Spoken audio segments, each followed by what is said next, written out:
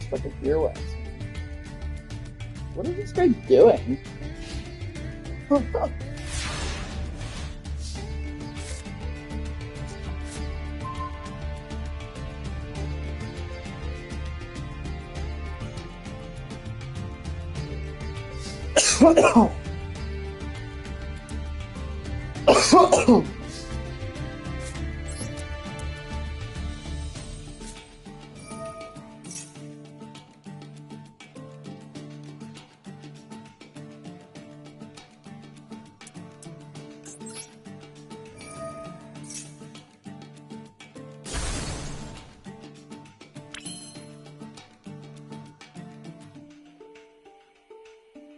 I'm not going to be able to... Oh, that's fine then. I can just fix it with this.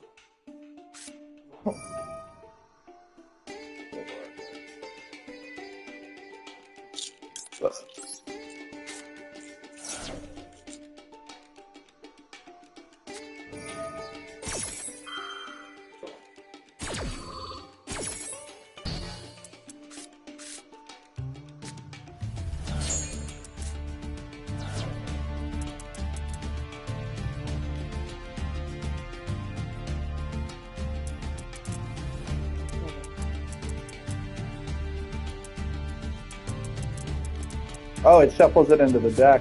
Are you going to let me do something?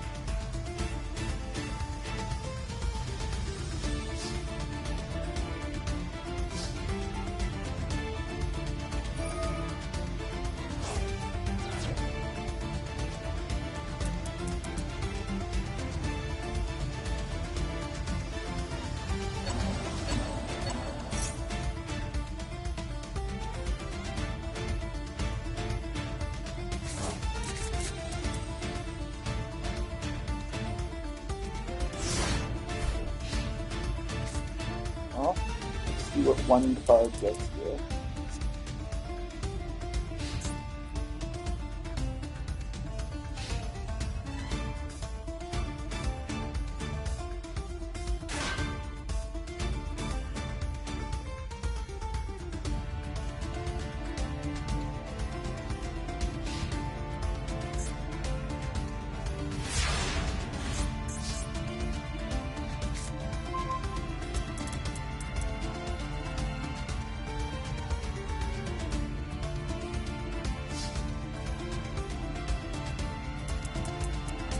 Oh, I completely forgot I could do that.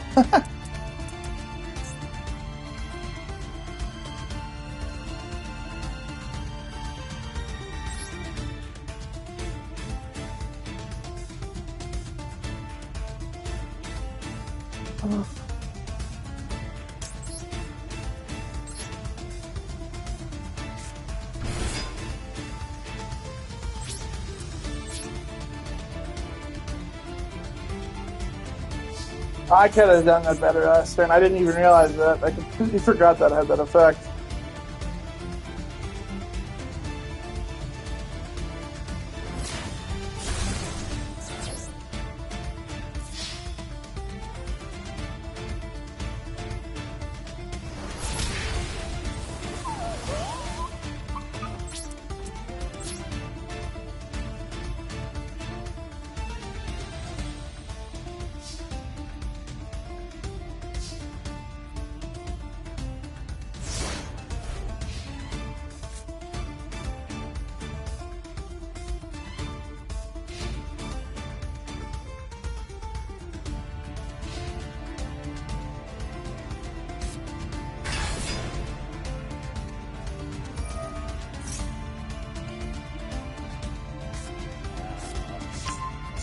I messed up. Whatever. Enjoy your fucking sacky ass deck. I can't wait till Kikolos gets banned and all these Negroids stop playing this stupid piece of shit deck. Swear to God.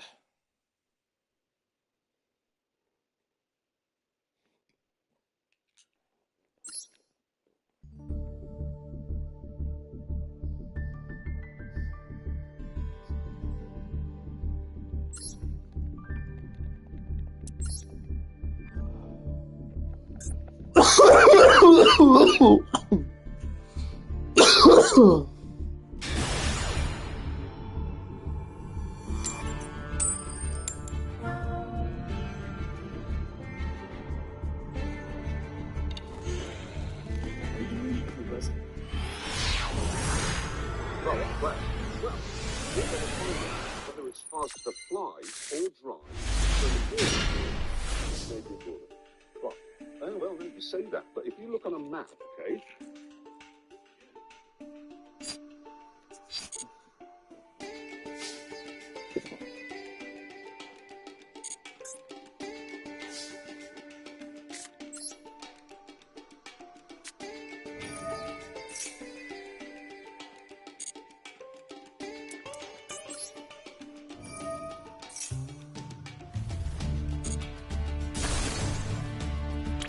Hey, I'll take it, I guess.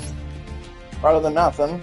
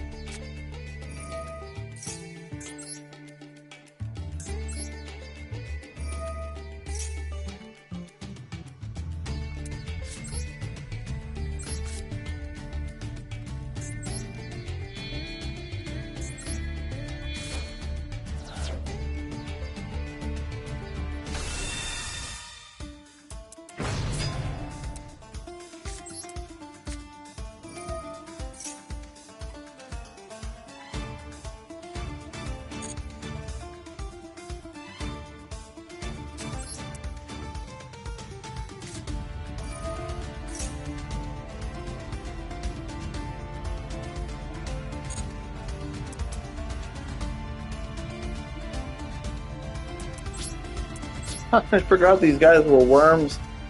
It's been so long. This is like one of the original worm decks too, I think. What was the worm pendulum? It was right after Dole. The Flea storyline. Kind of.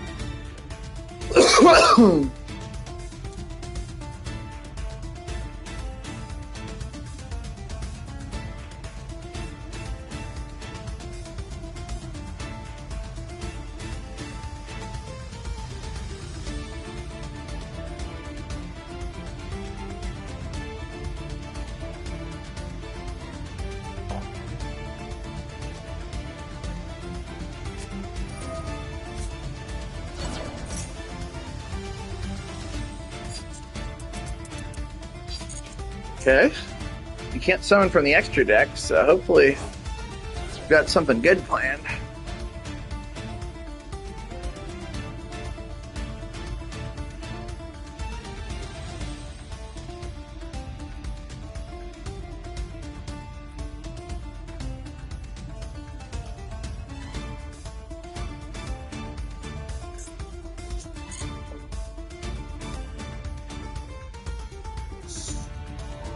Now we're talking. It's easy to swap out mods, and you can find a bunch more in the GX store.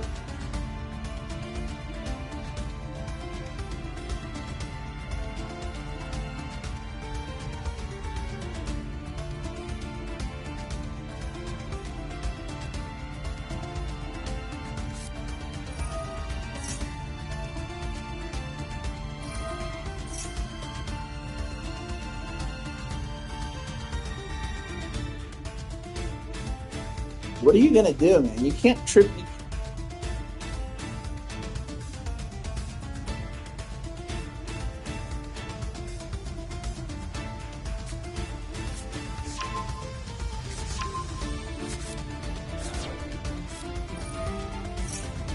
You're not gonna be able to summon anything, dude.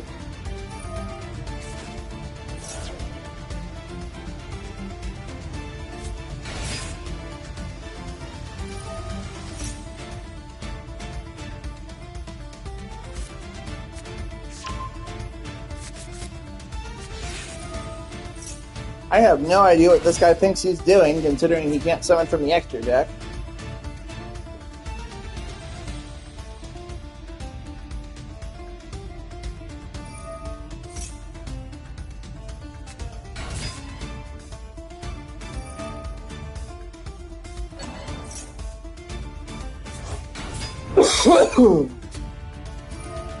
What are you doing? You can't summon from the extra deck. What are you...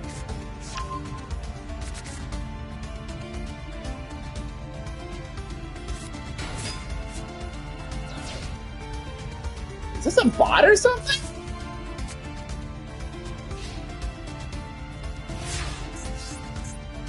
This has to be a bot.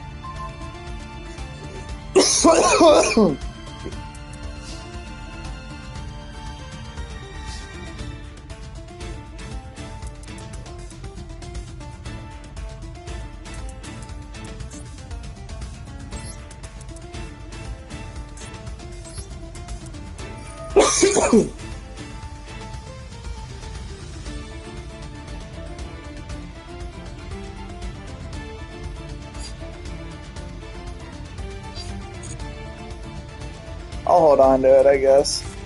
I want to use the pop to get rid of this field spawn, and I banish to pop another thing.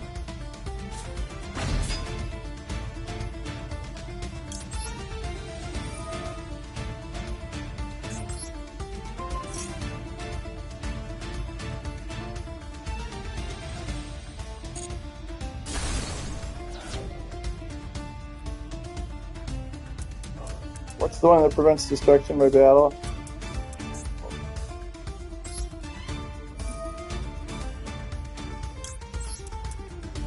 No, I use spells and trip monsters, so this guy's gonna get blown the fuck out if he thinks he's gonna do anything funny there.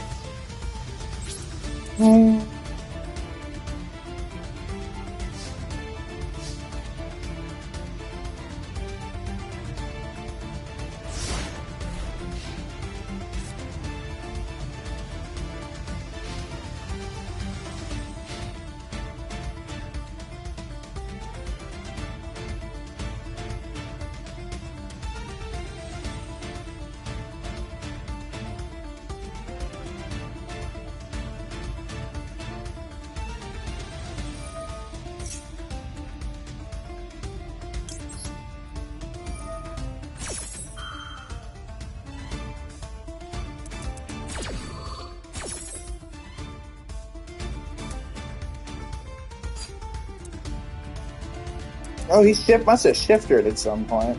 Or you beat right, okay.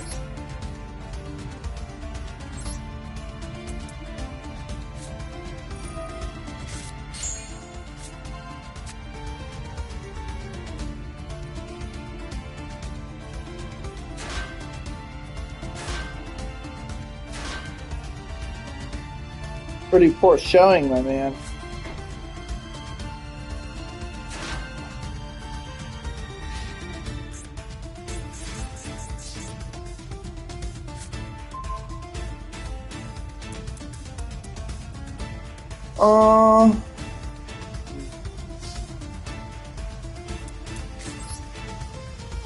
I can't do anything else at the moment.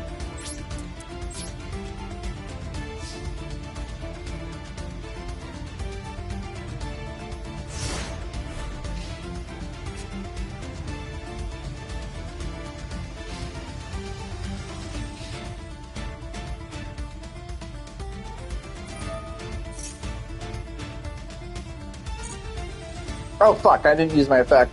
I wasn't paying attention. I don't know what this dude is trying to do here. This has to be a bot.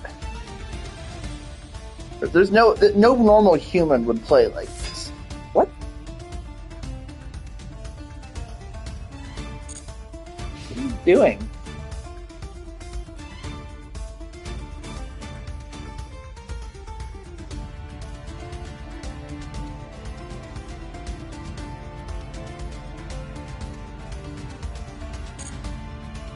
Oh, yours, I guess? I'm so confused right now.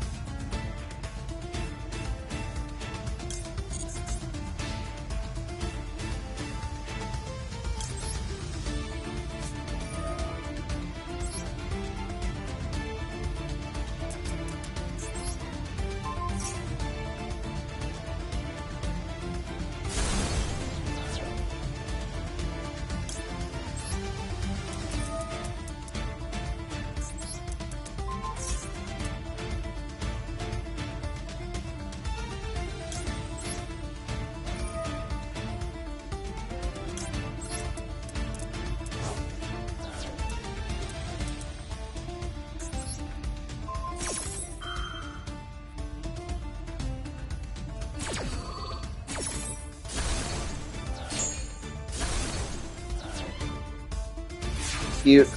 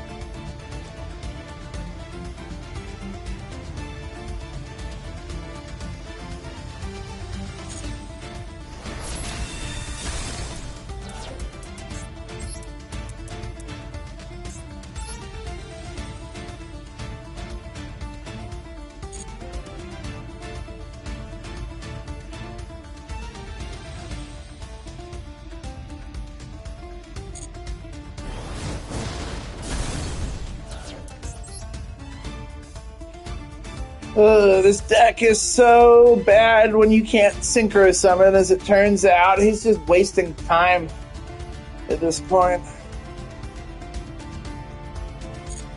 I don't really like having my time wasted either.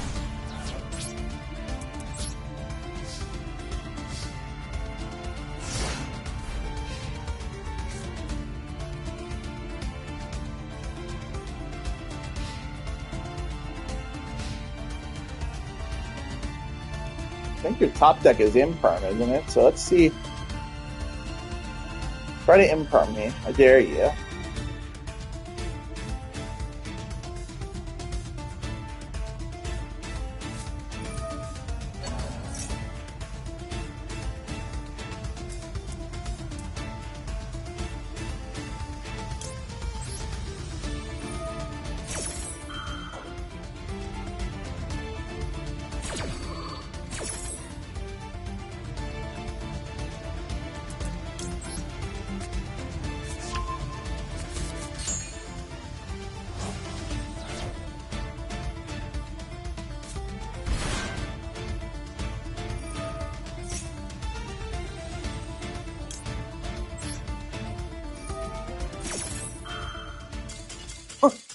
That's what I fucking thought.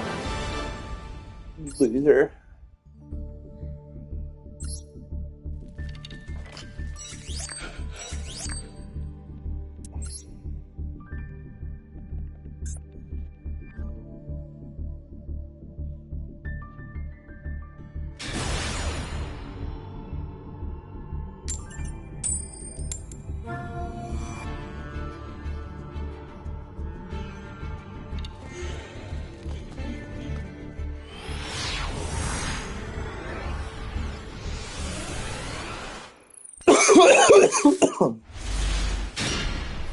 I have yet to see lose one turn going first, but this hand's pretty silly, so I'll take it.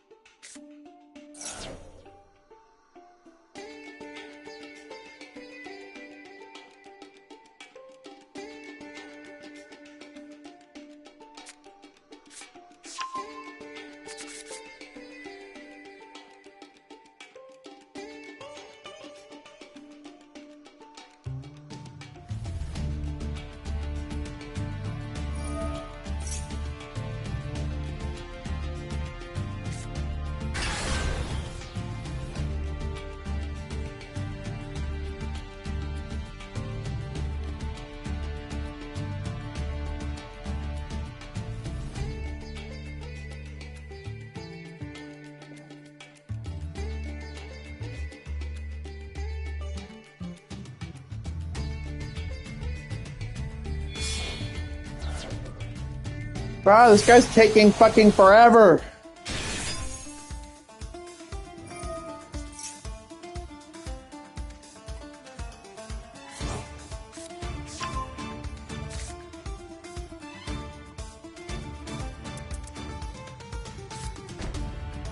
I think that one of the true Draco cards was a 28 1000. Close, but not quite there.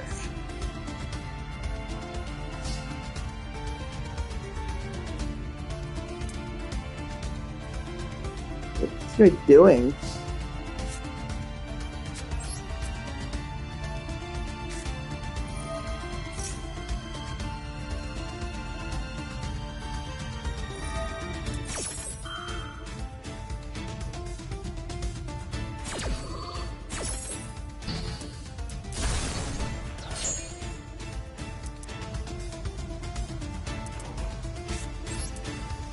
Let's see what we draw into.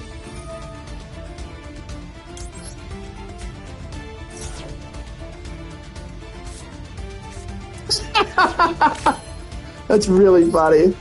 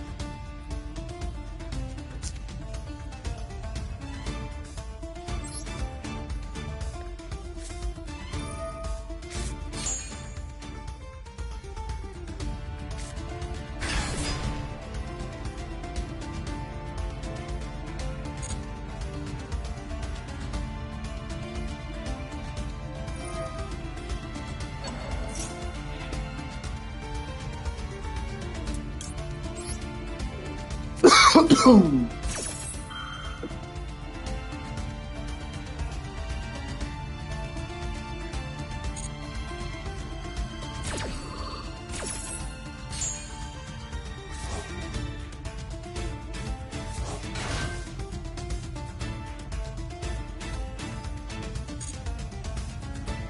does this guy think he's gonna do? Here. I guess the Whitewoods give you more tuners to play in Centurions, because you only have Judea at the moment.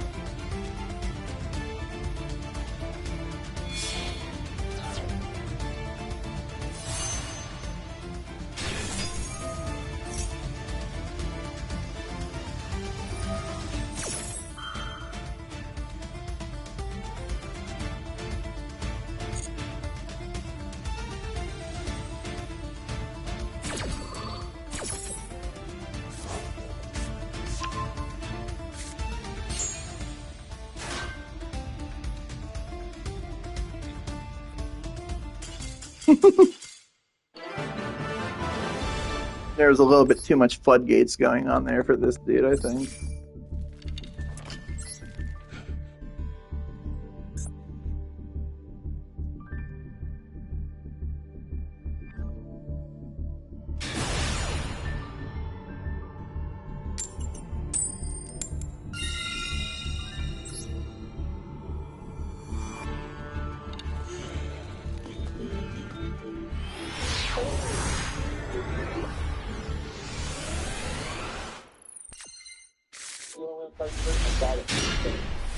Really crazy.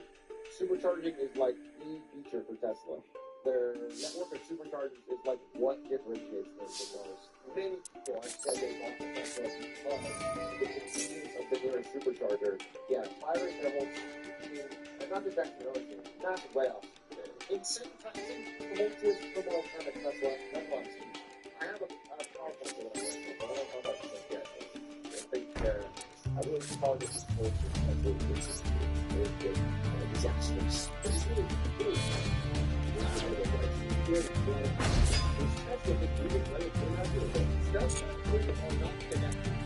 Except for the fact that Elon Musk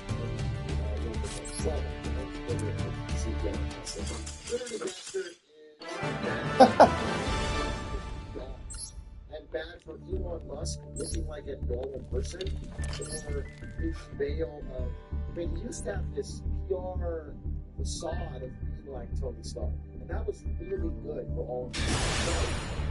For Tesla specific, and Twitter has definitely pierced that veil and caused a good number of consumers to rethink their Tesla. They're less likely to purchase. That's bad. And so that's causing problems. That is more that. Driving down Tesla in a way. Hey truck, I just put $200 in my crypto account. I'm so done with dog coins. What coin should I put? I don't know if you've learned the lesson. I'm not sure you've 100% normalized. Feels like you're hearing it, you're not hearing it. And I would love Apple Pack. That thing has Dr. Seuss NFT pack. Hey truck, first time channel, one time basketball, what is that pack?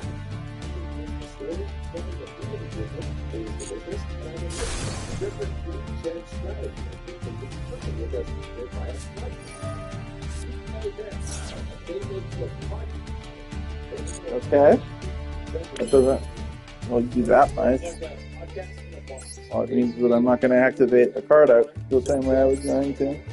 It's like, it's interesting. It sounds like they tried to do a whole lot. I don't know if they didn't guarantee on the quality of the guest stuff fire you. Not the best stuff. I do know, but also like, let's say a big figure. A lot of people want to do the house like rich. A lot of people want to be boss. They want to defend the their agency. That's what they so they do a content piece that looks like you're being interviewed, but you're not. What's the best thing about trying to make money? Watch Martin Hunter. Full protection on YouTube, that is going to be the best return on investment that you're going to get with your time. I can get a job, but that seems kind of boring. I need something thrilling. want to make 100K or lose everything. It sounds like you already know what you want to do, which is gamble, and you want me to tell you that. The way I think it's legal. They are adding gambling to David Buster, which is, you never know, David Buster's such a hard game. They can go and break and play on that game. They're adding the ability to gamble on it. Well, all of those things, I don't know what this does. it's like a worse casino, and there's it's truly a kind of American mistake. Amplify everything. Magnify is the one that adds it, right? It's coming from the interest. Like,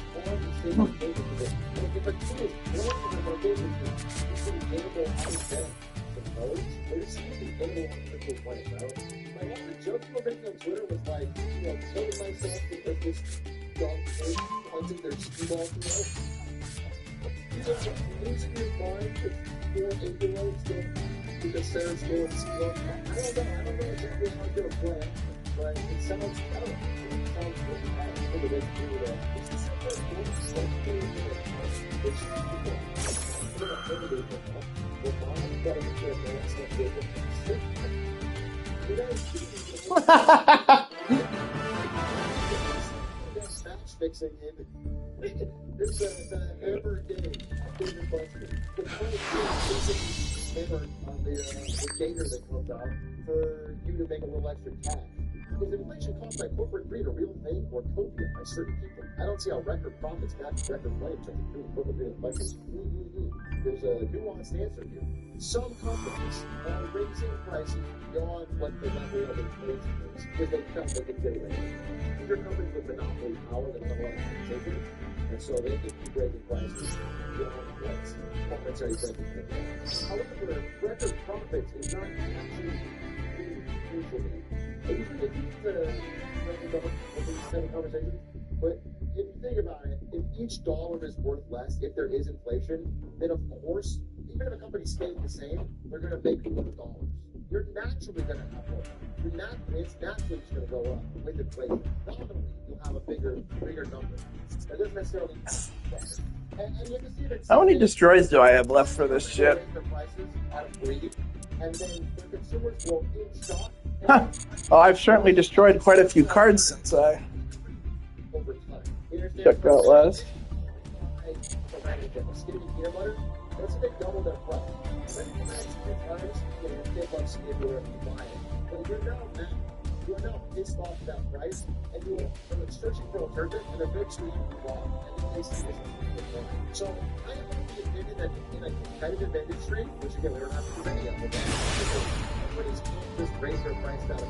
The reason they set the price at what it was, the price of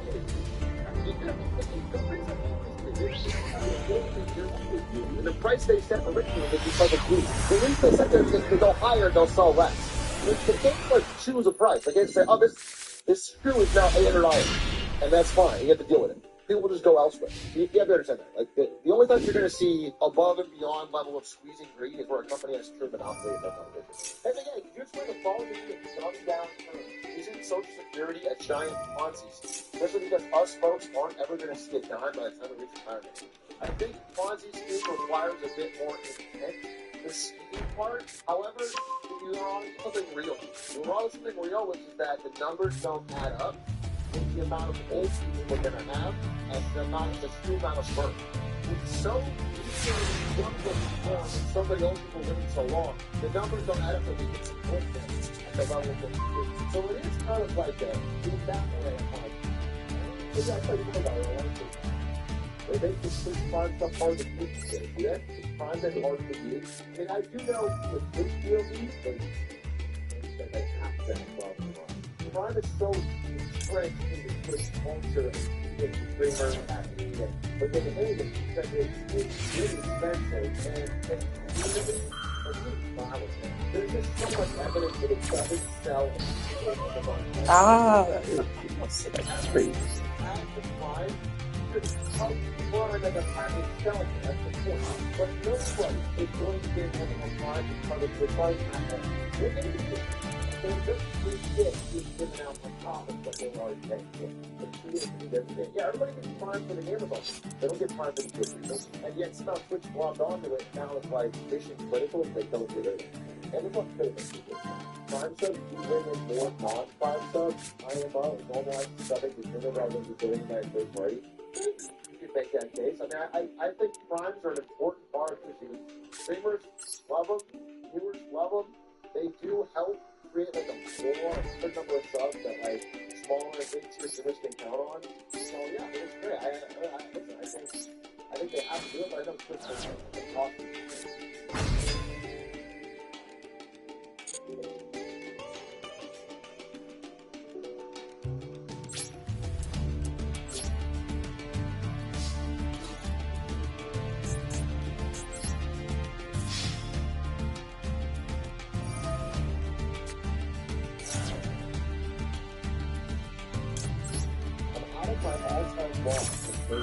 When you were gambling, Robin and stuff,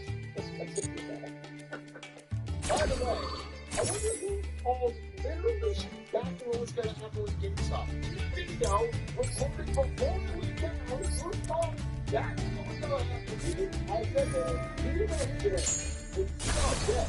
This is where the market Monday recorded. Then it was third. This rally is not going anywhere close to it. Well.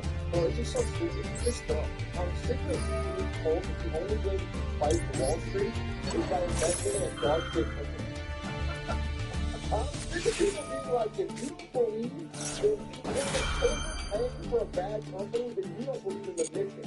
I like the mission. This is the stupidest way to fight it. Real Johnny never owned it. Hey, looking at you, you're 20 years old. Well, what you're doing right now is great. That's how I'm doing most of my jobs, right? It's 5% interest. Hey, what's that bond? That's the real slam dunk, fellas. Government bonds. Okay? Safe and reliable. Maybe you want to be the skyhook of TNE or Dogecoin. But the United States in-range number is a government bond.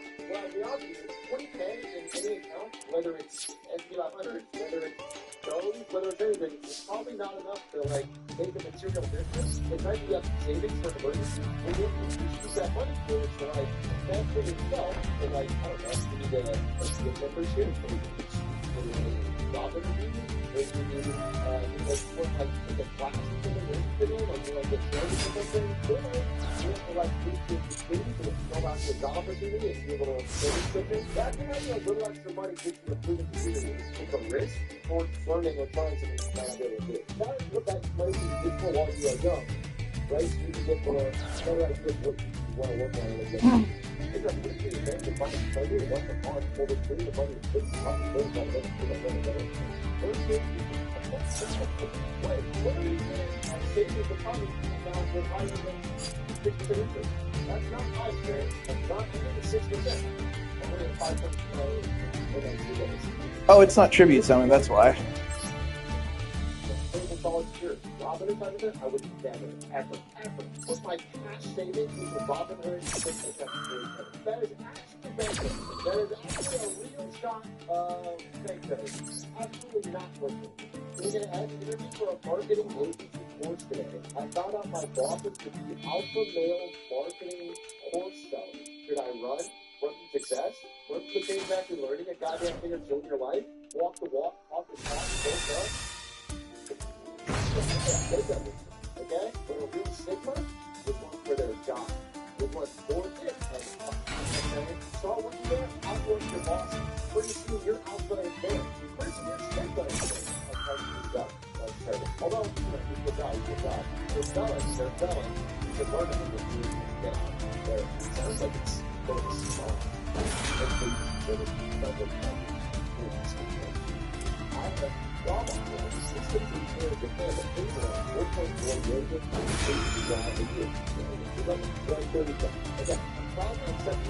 Japan's economy should actually like I don't know what that is. And one question I get asked something more than details. Are you having a job somewhere else? Including up to the I'll be honest with you, on 28 years in Japan right now, in the end, you're going to see that. That's tough.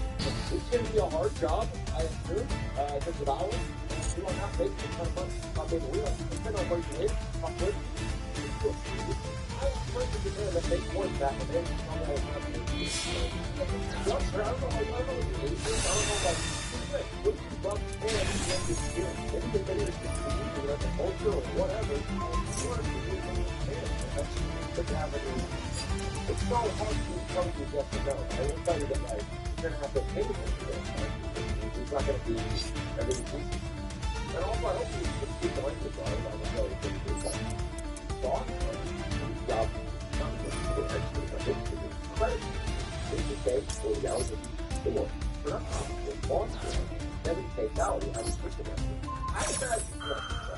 I'd like you to share your response based on your views, based on what you thought of the company, based on what you thought of the company, but I don't know. That's the case. And I have to tell you that starting salary helps you to get higher for your next job. 70K at 22, you're going to feel well off. Good. That's much more than I did when down to the good one. You're going to feel good. You matters a lot. Loss matters a lot. I don't know. I'm assuming there's higher potential in finance and credit analysts. Credit analysts like a lot of bad credit when they get the loans.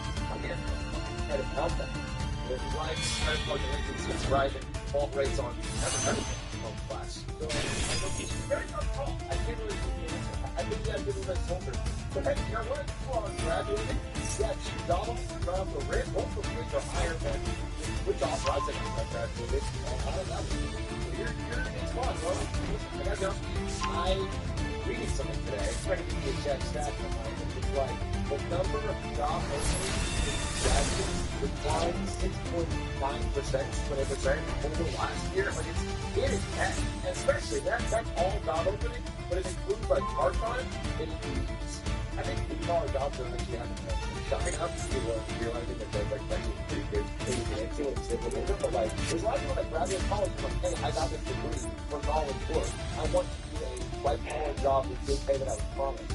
And those are like just make mass layoffs with those because it's tougher to get. And then they go on the news, they are told, oh, it's a great job. Oh, that is so hot. And it's like, I don't know how much longer young people could be pissed in the face until they're brain, you know?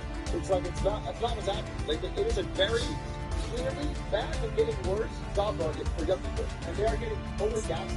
And the reality is that, especially the young people, it's just gradually changing the spirit so that their problems. Yeah, why don't you guys just get 20 years experience? And then it is kind of stupid if you don't do it.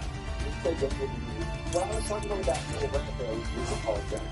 So, I think it's actually like it's I don't think I used spells. I think I attributed launches and traps.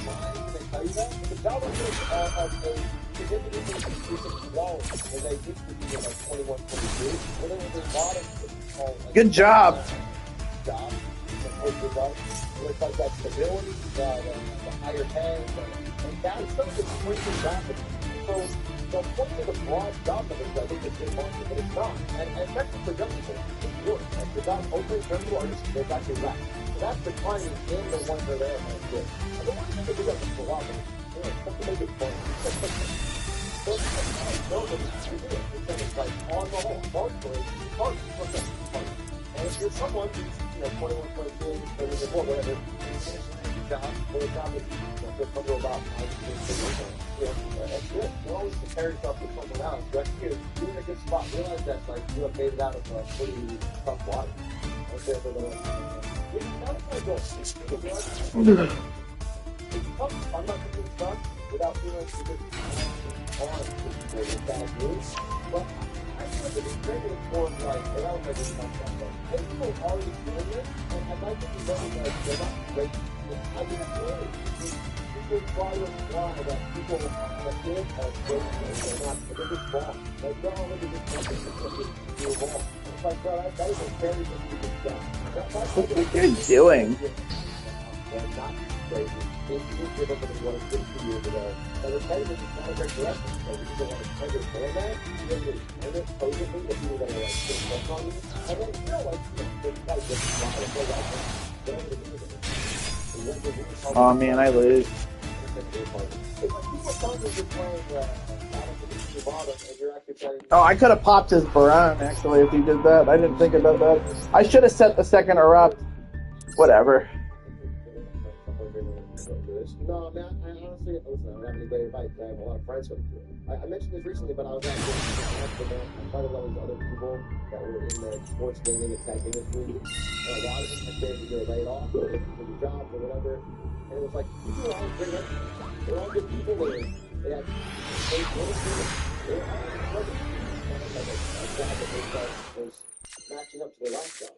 So I'm kind of say that there's just pure opportunity, right? I mean, you might have to find somebody who's done it. Somebody who's like hustling in software engineering who's found that. Or honestly, you know, I'm not going to special summon at all this turn, my man. You just wasted that. Don't be afraid to go to bat and ask them. Don't have to try to be big. Like, hey, listen, I'm ready to hustle. I'm looking for a job. It's still me. I'm going to do great. That's what I would say, bro.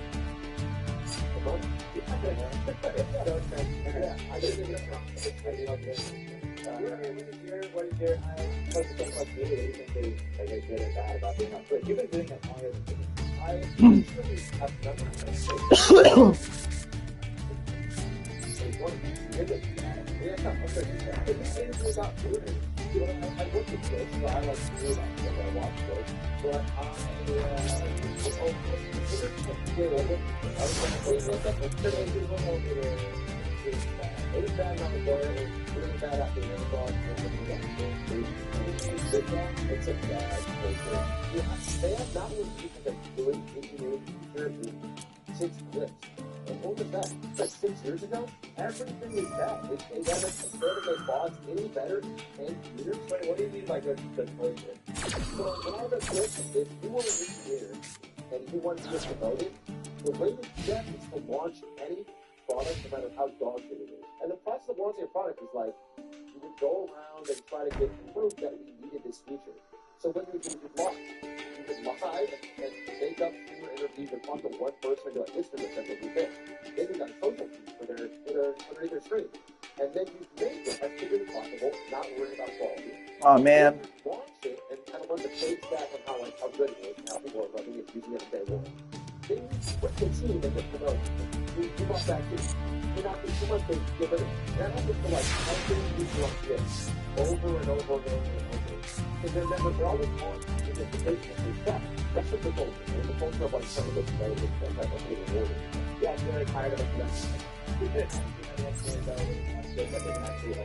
yeah, I think so, yeah. And also that like the leadership's not, you know, the old CEO didn't do the youth good, and the new CEO is like constantly wanting to part of the system. Yeah, I don't know how, to be honest, I don't know how it's not getting more shit. I've met him in person and stuff, he's like a really good guy. Yeah, I don't know how he's not like, alright, enough. No, I agree. I mean, it's crazy. But people I know that work there are not happy with like ever doing this. And just travel. It's better than for you.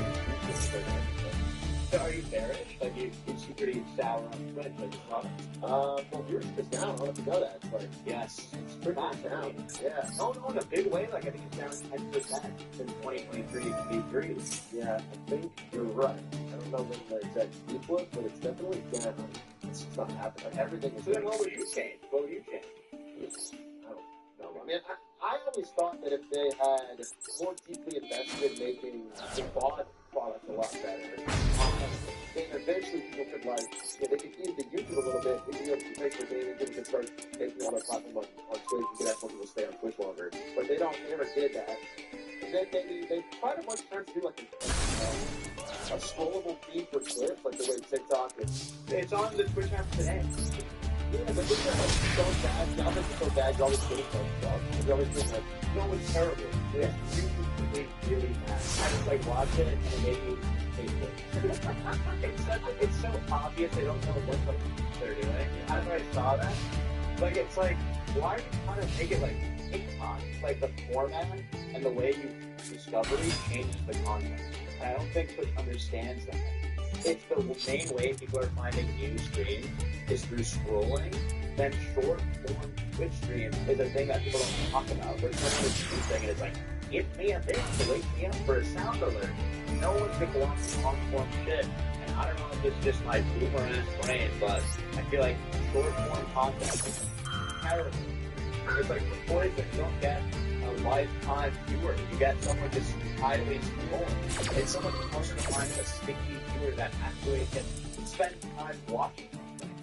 So, I like the humor. Well, like, Twitch is not going to change that. If it's a cyber war against brainwash report, it's wrong. Twitch is not. I understand. Anthony Ovina is such a cool parent. You're making like Costco TikTok right now.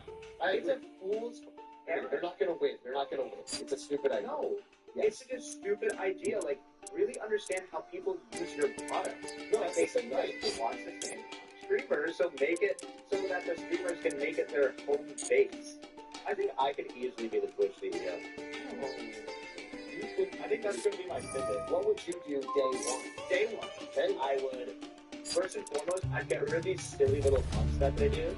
Like, they have mental health day, and every time I log into Twitch, I want to kill myself. So that's going to go right down the tubes.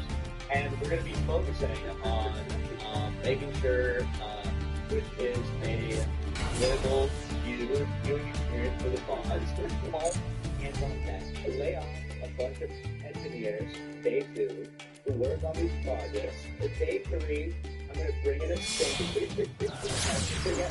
I like that. Get a good story going. Can I come to day 4? Let's do it in the content. Let's go to it. Oh my god, okay. I'm just sitting there. I couldn't have done that.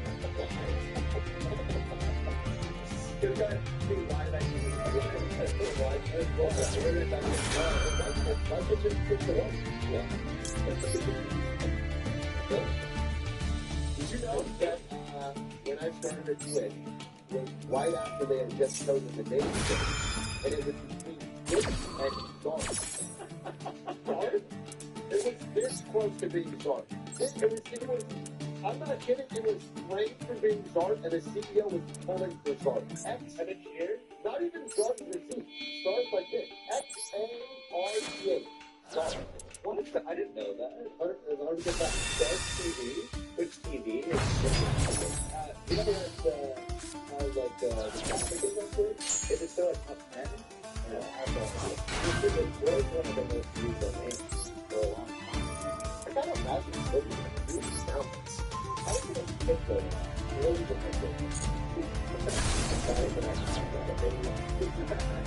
We talk so much about, I don't know about the big ticket of money, I love it, but it's going to have to be $50 billion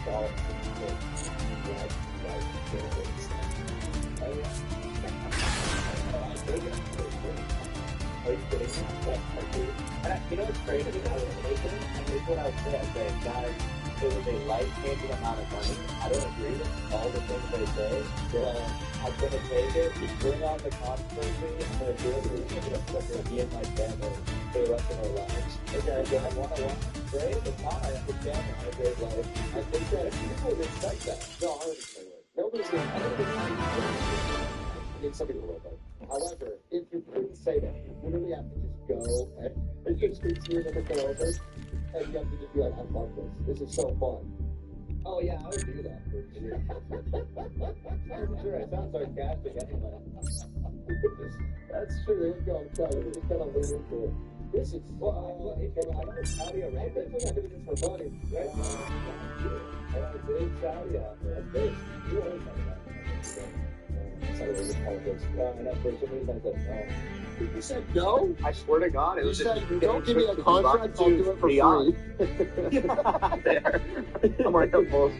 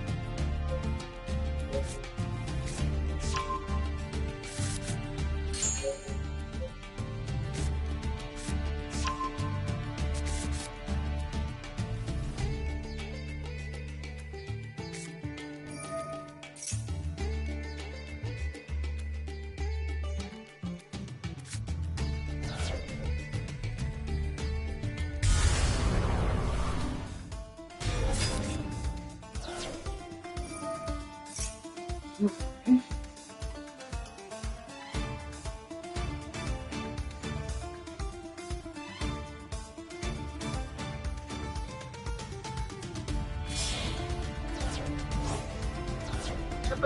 23, Season 10. What years ago? Story that's inspired by Shark Tank. What a pathetic. It's again,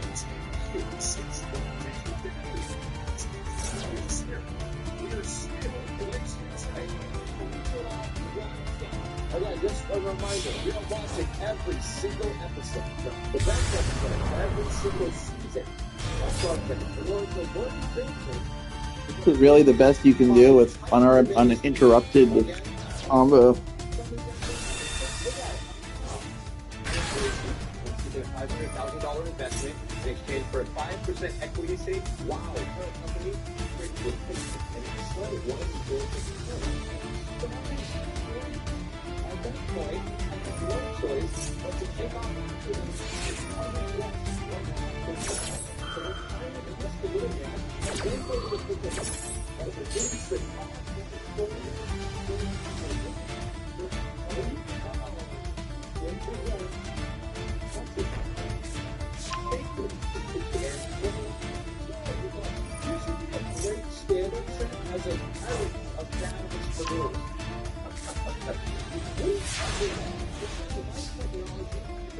That's a really boring field considering all the shit you had, dude.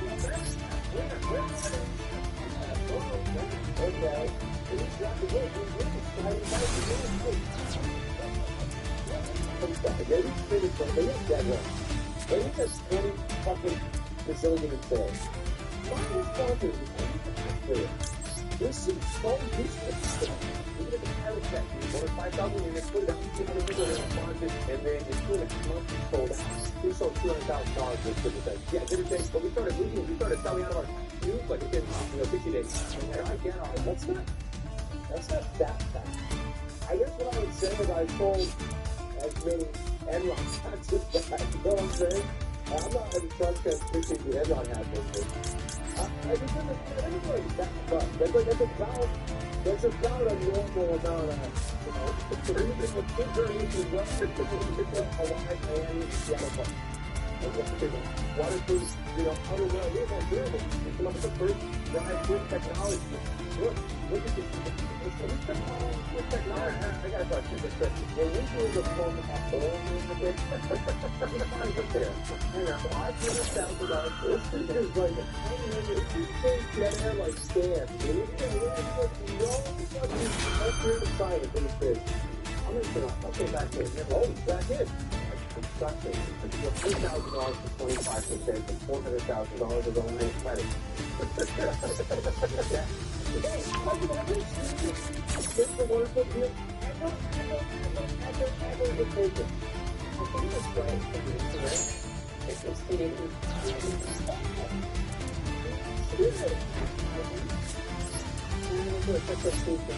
Remember that equity is worth 250 and 250. That's one deal point that's going to come. Yeah, I like it. And we should be interested in having someone else with you on the deal.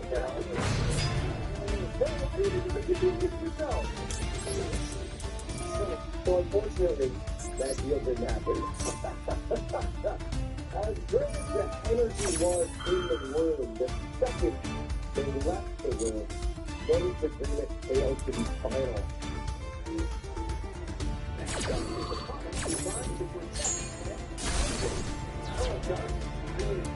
If it is,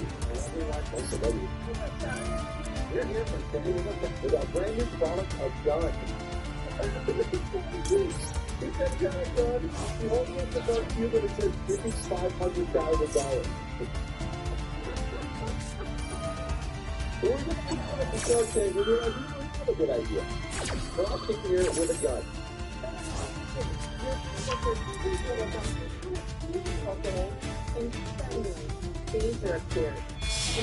I'm unaffected by monster effects, so.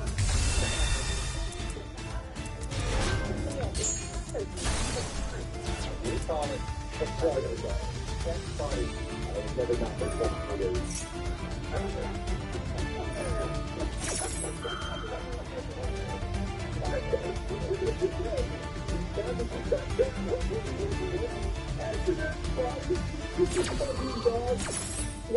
Sonic the Hedgehog cosplay.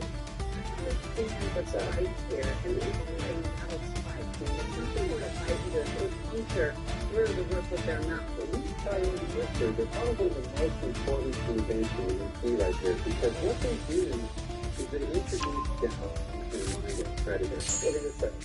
Since we started this company 2.5 years ago, we've sold 570,000. There are people out there that are, I mean, like, so anyway, it's easy to relevant. There's been, I keep walking outside for a fenced-off backyard, and nothing to scare them all away before she walks out with her dog. There are people that are very, very gentle with their animals. And you know what? If they're going to risk it, maybe they have the right to. Some batteries on this thing, so they light up, and let them stop when you light it. That's really good. Oh, I'll try it. You're son of a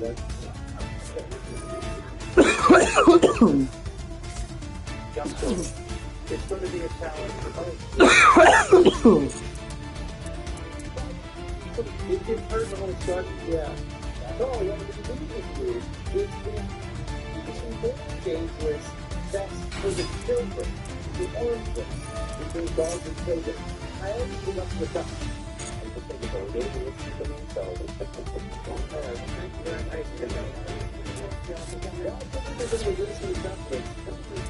What are you gonna do when I have domain out, dude? Look at that product. The County Bank takes $400 million in your business. It is currently valued 7 on the S&P 500, right behind Amazon.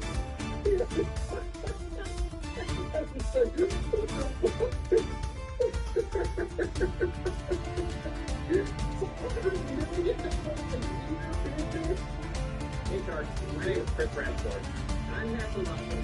Local elections in Kentucky, we're seeking $100,000 for 16% of our with a weak city order, it's just like a split from the outdoors and ingredients. It almost follows this perfect natural solution that we never think of. Yeah, this is probably not a popular business. I will say I'm getting that to blow out on the marketing budget. Every decade we design new animals and unique lifestyle lines. You know that there are a lot of misconceptions when we ask. Yeah, sure. So we'd love for y'all to take one for us.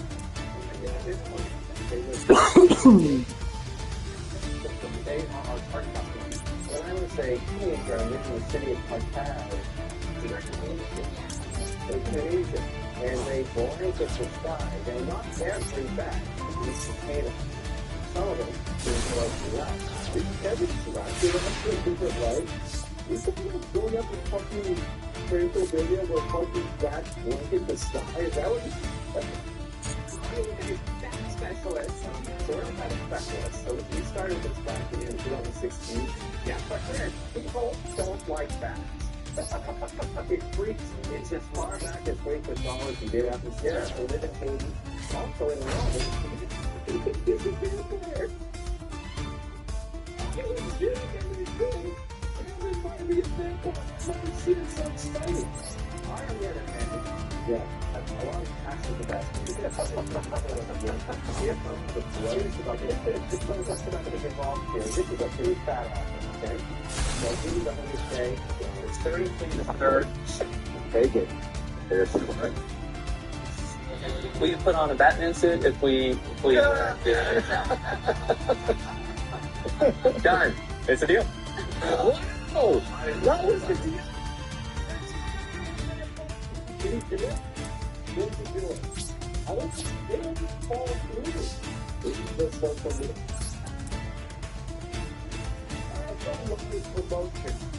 Give me a third of your company and I will make this thing big. And then it's a fucking grainy, low-res image of his bathtub in a suit. 83 likes. I have to ratio this. Ratioed by a real battle. All right, let's do it. By the way, the race gets done. Wait, gentlemen, we got him. What's up, guys? I'm Tom Armenti. I'm Kevin DeBauer, and we're from Fort Collins, Colorado. We're seeking a $250,000 investment for a 7.5% stake in our company. Sharks, picture the perfect healthy meal. At our restaurant, we specialize in taking this perfectly healthy meal and throwing it right in the trash. We're the Fat Shack. Oh, yeah. Not only do we serve your favorite foods like French fries, chicken fingers, and mozzarella sticks, but we do it all on one sandwich. No. Yes. You're going to turn here with your French fries and your cheesesteak. Then we're going to load it up with some chicken fingers. And then we finish it off with tons and tons of our gooey sauce. Now we're going to wrap this thing up nice and tight so we can serve it like a normal sandwich. Now that is what we call You didn't do it. even bigger. Okay, I'm kind of making fun of this, but at ASU, I would have eaten this. You know what I'm saying? Like, this is it's not crazy. That one's for you, Robert. 2,000 calories. A full day. Thank you From so Mr. much. Wonderful. You have any pork? Sufficient. For you, Mark, the fat You can jersey. get all your calories out in one meal. Kind of meal. Oh my god. That is nasty, nasty, nasty good. Really? When you're sober, middle of the day, and it's been sitting out? That's nasty, nasty good. That's incredible. I don't believe it. Since we started back in 2010, I've been just over 22 million. Whoa. Yeah. How's your worst performing franchise doing? They're still profitable. But they're pretty impressive what they started with and what they turned it into. I mean, I get for 22 million. 150,000. So we get What is going on with my fucking connection to it all of a sudden? 7.5%. I'm getting about 30 grand a year.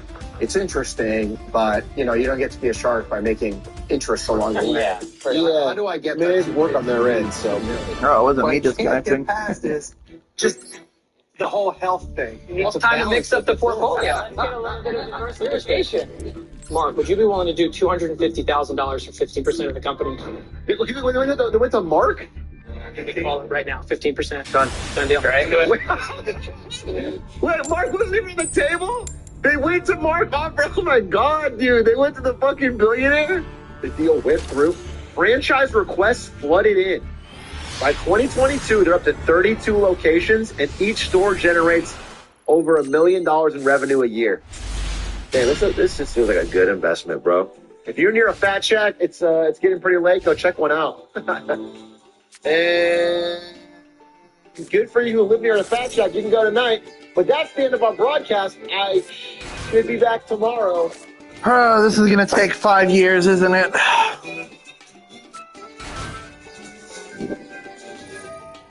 So, if you guys don't know, we're watching one episode of Shark Tank from every single season. The best episode. See if we can learn business by observing Damon John saying, I'm out to every possible proposal for 10 years.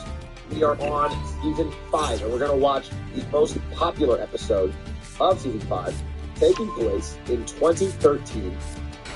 Shark Tank done! Billionaire founder Paul Mitchell, John Hoyt, You're Shark? Well, he's got the most self-made background. He's not a billionaire, he's a millionaire. He makes the best investment. known luxury brands such as Paul Mitchell and Patron. What a jackass, dude. That was your intro? This is the new guy? You got a supermodel secretary to walk down the hall with him, showing him fake numbers? That's an intro. John Paul DeJory 1. You're so rich, couldn't get a fucking your own username on Twitter? Wow, only 27K followers. Sorry, you're not clouded up like me and Stans. You retweeted Genius Network saying standing ovation for John Paul DeJoria. What a brilliant man, so inspiring. Thank you, hashtag Genius Network. John Paul DeJoria on Russia-U.S. tensions. Communication should be mandatory at Fox Business. Save this ratio. Is he dead? Wait, is he dead? I don't want to ratio a dead guy. No, he's alive, dude. He's just a rich billionaire boomer. Hello, Shark. My name is Kevin Tibbs. And I'm Tim Martin. That's even better. Founders of Better Life. We're requesting $400,000 in exchange for 7% stake in our company. Better Life is a unique line of cleaning products. Tim and I both have young kids the same age. When our kids started crawling around the floor and putting everything into their mouth, we really became concerned. Oh man, I'm gonna fucking be an old man by the time this guy's turn is over. I took into the challenge to create something that was safe and effective. So when I see this business, the first thing I think of is what Jessica Alba did with the Honest Co. I don't know if you guys know about that, but Jessica Alba made more money starting a percentage of the Honest Co. than her entire acting career by like a factor of 10. Now that's from a plant-based. That's funny. This is what we're talking about. Unbelievable cleaning. Now, this is really impressive. That's safe. Sharks, who wants to help us create a product? How long have you been selling those products? Yeah, he dies. Slams his head on the fucking desk, fall on the floor. In the last 12 months, we've done about 2.1 million. Really? What? It's too late for you to use Drew as swim, my man. Foods. What do you sell it for? $5.99 to $6.99. New Paul Mitchell guy's a bit of a nerd. Asking a lot of questions, you know? I like it when... Disable or whatever it's called. That's a big, long-winded story. I like when Mr. Wonderful calls them a piece of shit and says they're going to die. The fight I'm going to be... You're max seeing versus true, Draco. That's really funny. Very healthy. But we're not simply looking for a financial partner. We're looking for a strategic partner. They're looking to be on Shark Tank and show their product. These guys might not even take a deal. These guys have a cash flow positive business. They don't really need to give up any equity. They basically just need to be on Shark Tank for a big national ad. Because I am the queen of lightning speed into all retail. My offer is going to be $400,000 for 17%, and I have a direct door policy right into Bed Bath & Beyond. Never do that deal. 17%. You know what? You know little Script Daddy Spun? Oh, the Script Daddy! I'll give you a loan. They don't need a loan. Anything. It's a loan. Dude, how many times are you going to run this gambit? How many fucking times is he going to run this gambit where he says, hey, I don't want the equity. I don't want equity? Me? Mr. Wonderful? No. I want royalties, baby. I'll give you a simple loan, and then once my loan is paid back, I'll take 2% until my loan's paid back, and I'll take 10% every sale after that. Some shit like that. He does it every fucking time. We haven't heard from Mark yet, and we would like to hear from him just out of respect to everybody. Mark, tell them what you're thinking. I'm willing to do $800K. I did it. For the 20%. Mark always costs in a fuck ton of money to buy everybody he's a billionaire. That's his whole strategy, dude. He sits there quiet, and then he throws in way bigger money because he's got more money than everybody else. I'd like to do this with independent like Lori. That's not going to happen. Yeah, I mean, Mark doesn't want to do anything. He just wants to put in more money and then hope. You know, this is a defining moment. So think carefully. Dude, she's really selling herself. Oh no moment. She's actually sharking. Oh no. For a multi-million-dollar cash flow positive business, they're not fucked. They're not going to be, oh no. I mean, she's actually sharking. I'm kind of impressed. Lori? God damn, 2 for 2. Lori's the queen of Shark Tank, dude. Holy shit. As far as I can tell, this product did pretty well. It's done really well. Hi, my name is Solomon Fallis, and my product is the amazing and versatile 180 Cup. This guy looks like a frat bro who played way too much beer pong. Dude, this guy came straight out of Sigma Kappa, dude. Now, We're all familiar with this simple red disposable cup. It continues to be a prominent icon, so much so that in the United States alone, there are over 2 billion of these used each year. My product, 180 Cup, it is a fundamental drinking cup when right side up, and when flipped 180 degrees, it acts as a shot glass, or a container, or even a measuring cup. Shoot it.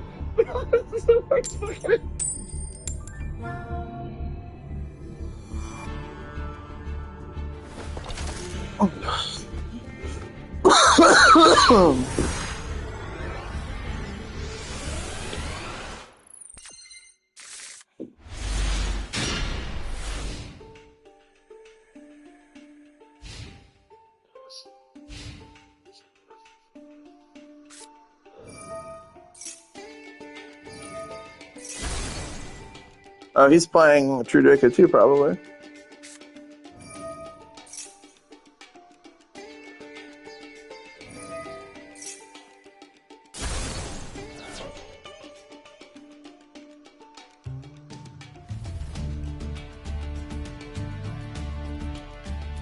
What the heck? Did you not? Okay. I was gonna say. Hope you fucking.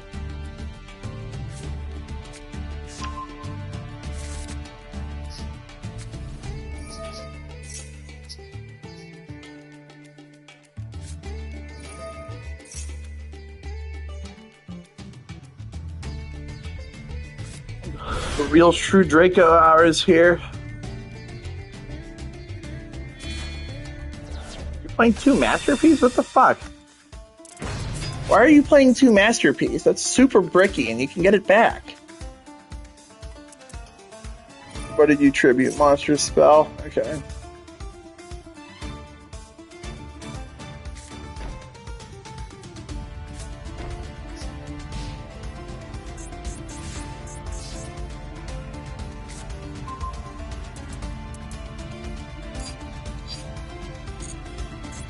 Okay, I'm not going to be able to use this just yet then.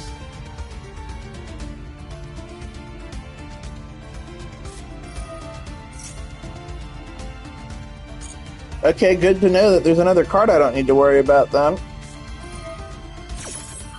Another card I don't need to worry about. You're just doing yourself a ton of favors right now.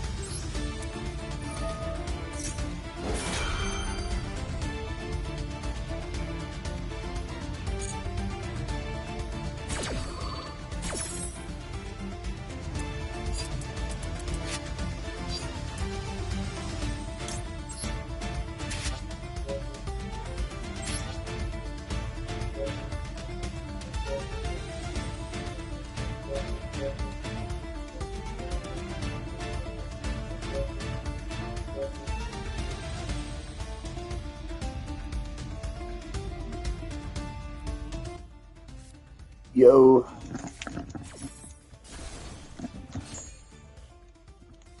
Deck is funny. Everybody people. There's the deck that I was playing, the OTK Synchro deck.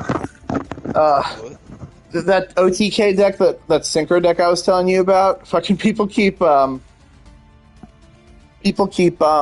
making me go first, trying to play it, and then the fields. I play the Monarch field spell, and it locks them out of the extra deck, so they can't do anything. When they keep making you go first? Yeah, so they get fucked as a result. That's really funny.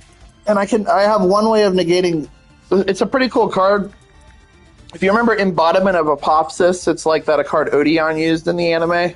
The trap monster. They made a new version of it. It summons itself, and then it negates face-up cards your opponent controls up to the number of face-up spells and traps you have, or continuous traps you have. Nice. So you can negate like a shitload of cards with that as a result. I see. I was playing that Temtem game today. What game? Oh yeah, I saw you playing that earlier. I don't know what that is. It's literally like Pokemon. It's fucking weird. It's like a massively online game, but it's like Pokemon. I haven't even done the first gym. They're called dojos. It's fucking weird. That reminds me, there's this game called like Cassette Warriors or something like that I wanted to play. I can't remember. It was like Pokemon, but it sort of. It's on Switch and Steam, I think. Yeah, this deck is really funny though. It's been years since I've been able to play this deck.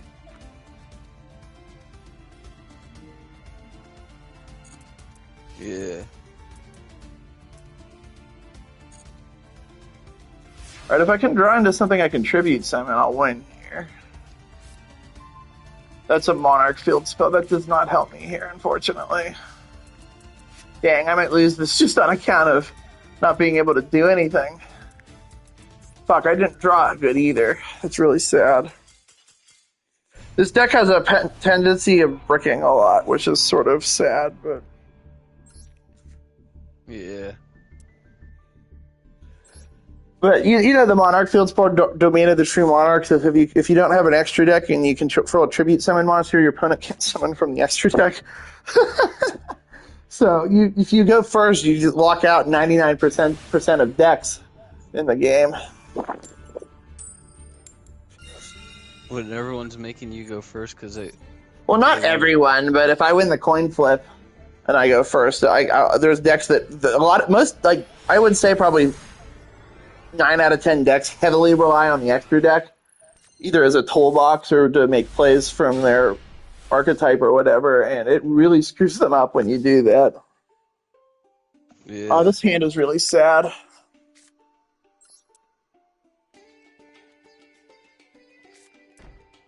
That's alright, though. I drew 4 monsters and 1 trap card that I would rather not tribute if I can help it, but at least I can do that.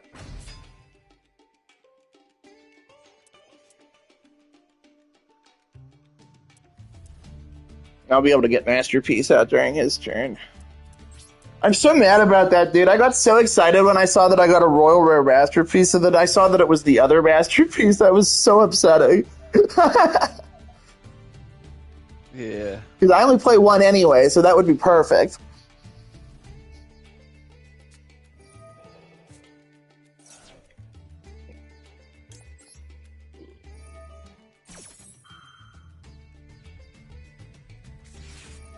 Ass Blossom. I probably lose this then.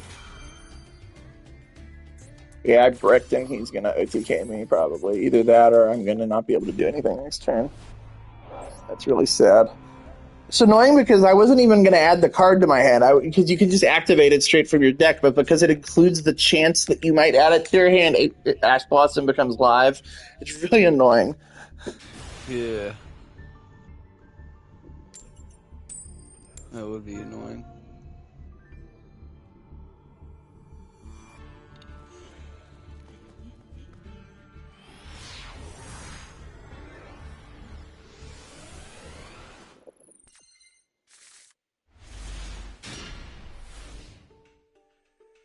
Still need to beat Sekiro, but I don't feel like doing that right now.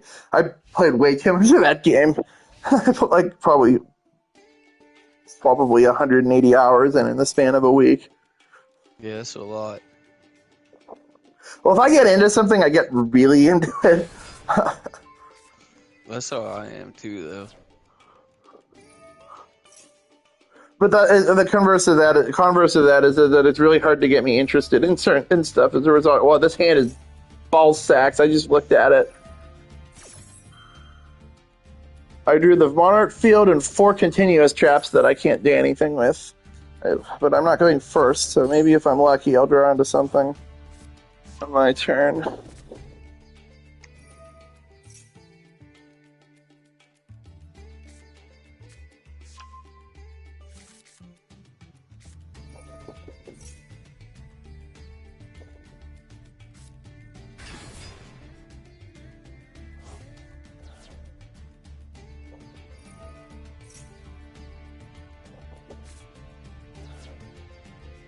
Oh, they added the new rank 4 deck to the cardboard game. Maybe they'll add the Max Strudel soon. I kind of want to play that. Ryzeal. They do nothing but just shit rank 4s out.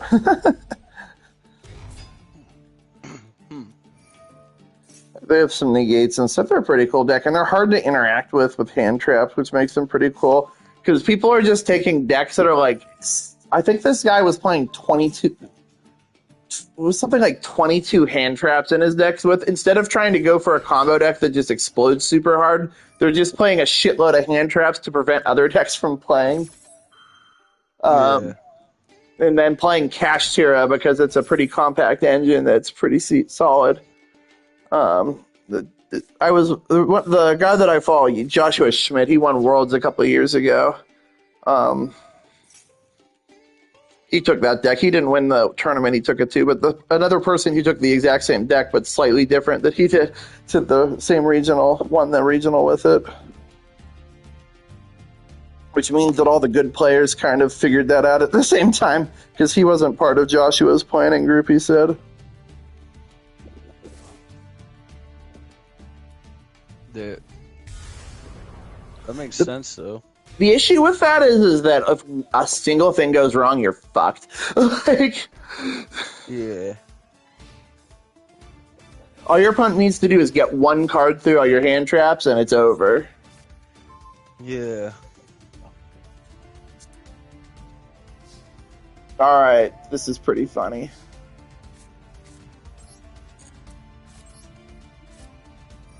I'm going to lock this Tearlament Coping guy out of the extra deck.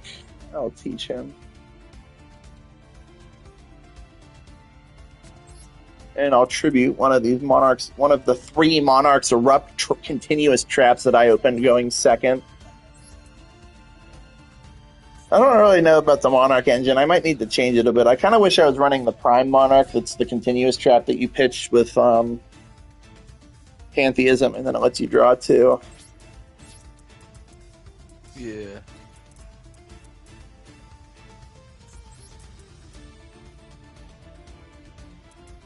Does he have any Shadal spells and traps in his green? He has El Shadal Fusion. Do I care if he gets that back? He can't summon from the extra deck anymore.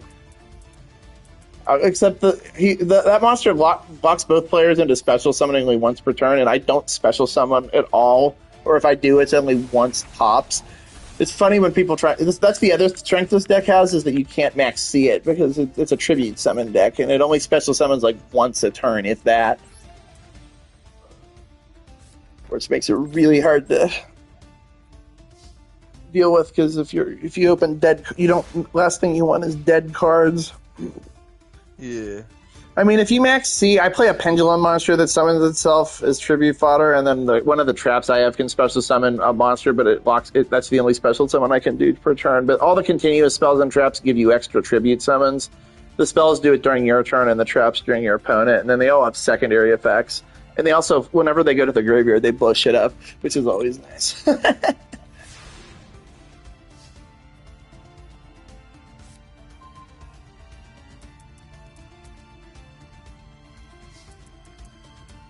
I don't know how that works. The we're gonna our monarchs erupt here.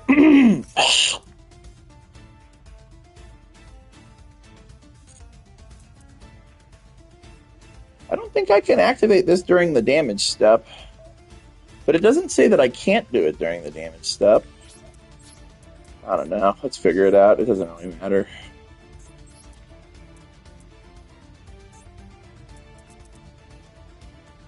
Oh, I gotta take this, sorry. Oh, you're good. I'll be here.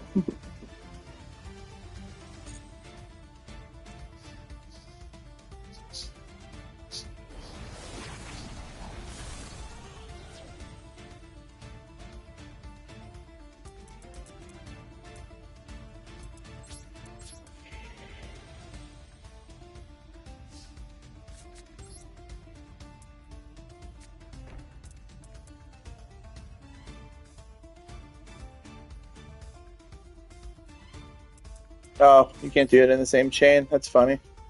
I never noticed that.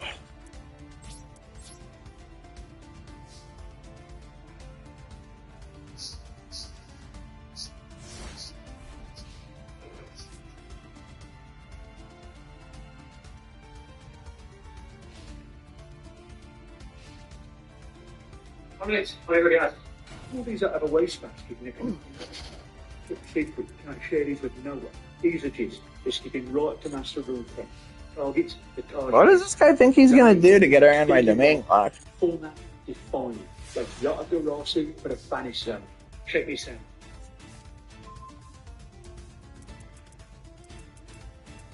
Is it? How do you read that? What else have we got? No battle flavor. Well, he doesn't control any face-up monsters, so that doesn't do anything to help me. You better have was the last name in the coffin. Honestly, it was a bad idea from the start. So, are you doing damage? I worked it on it. Guys might be involved. What about excellent? Got rid of that too. Remember forbidden memories? You discard everything in your hand, you get a fusing summon. All gonna work like that. So we're all just playing Dark Wolf? It's a Dark Wolf.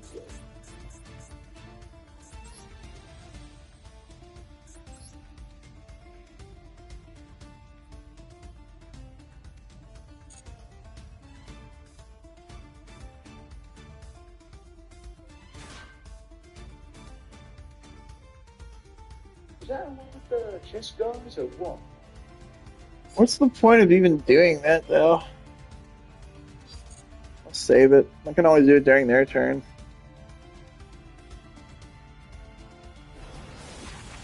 You